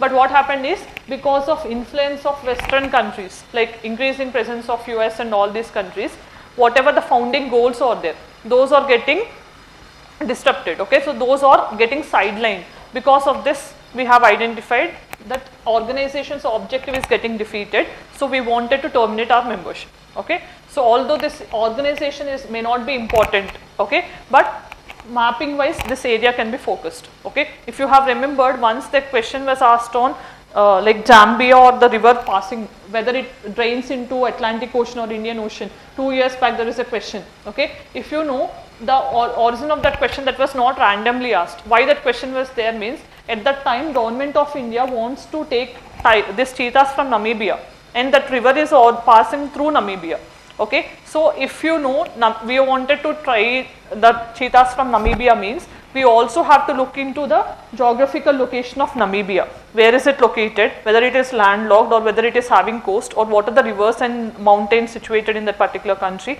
UPSC always frames applied based questions, okay. They don't ask cheetah we wanted to take from which country. Those type of questions cannot be expected, okay. So in this way you have to follow.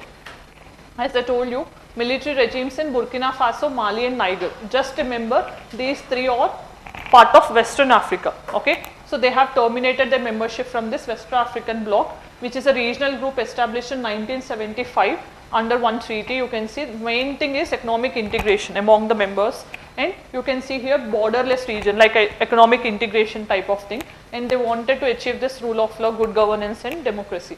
But now you can see these are the member countries already there now. You can see they wanted to even achieve single common currency and largest trading bloc also. It is situated in Nigeria. This is another fact, okay. Then last but one is Sada Tanseeq. This is the first major exercise that happened between India and Saudi Arabia. That is why I have given, as it is first, okay. Again I am saying first joint military exercise between India and Saudi Arabia. So this is what you have to remember, and this happened in Rajasthan. If you are preparing for state PCS, just remember the state also, okay. If you have remembered in first Telangana state group 1 exam, they have asked a question with respect to India and Vietnam and their exercise where it was held, okay. They have given a statement in Himachal Pradesh, okay. But normally these type of exercises, it is very difficult to be held in that particular place. So you have to have an idea of these things also. So they want, because you know Saudi Arabia and India, they have arid regions, no, that is why they have to demonstrate in the semi-desert terrain only. That is why they have launched this operation, okay. So this is one important fact, and you have to know Saudi Arabia and India What is the level of cooperation? Do you know any other things with respect to Saudi Arabia, how it is very important for India? Hajj pilgrimage, okay. And oil and and okay, remittances and okay. Then okay, that's it. Is there anything else that you are missing out? Okay, then go through again. Anti-Profiteering Authority. Have you heard about this anytime? It is one of the authority established under GST Act. Okay, so you normally under GST we have this input tax credit exemptions and all, right? So in case if any person, okay, so under GST we have so much of confusion, right, in case of tax slabs and all, which product is under which slab or something. So in case if any consumer is charged more or he is not getting the benefit of input tax credit and all, but the person who is selling, he is taking all the benefits, then under this particular act, okay, he can be taken against, he can be penalized or he can be taken some legal action against him, okay. That means this authority was established under GST to make sure that whatever the profits that are intended for the consumers, okay, they have to be passed to the consumer straight, okay. There should not be any deviation in the profits, okay. So no person should get the benefit of this discounts or the integration of economic markets, you can say. Any reduction in the GST rate or the benefit of input tax credit, that should be passed to the end consumer and not retained by the businesses. That is the objective. If any business keep the profits with themselves, then under this they can be punished, okay. So it is the basis of anti-profiteering provisions under GST. It is illegal for a business not to pass the benefits of this GST rate benefits to the end consumers. If they don't pass, then it is a crime under this. So who is going to monitor? Under this Anti-Profiteering Rules 2017, which are defined under CGST Act. This is important, okay. So section 171 is not important, but CGST is very important, okay. So they have made a provision that excessive profits, okay, due to lowering of GST, if that is made, so this thing has to be realized or this benefits have to be passed to the consumers, okay. Then government has created a national anti-profiteering authority to find and take an action against the taxable persons in illegal profiteering. And you can see here, the person who is taxable, if he is engaging in this, then his license also can be cancelled. So what are the things that can be taken? You can see Director General of Safeguards, that is a authority who is interested. So reduction in prices has to be passed, and also return on the receipt should be there, and imposition of penalty or even cancellation of GST registration. These things can be taken in case if they are not passing, okay. So this is one reference you have to make, okay. So have you followed the class properly? Yes? Any doubts? Yes, I tried to include as many as I can in 2 hours, okay. If you have any doubts, you can ask.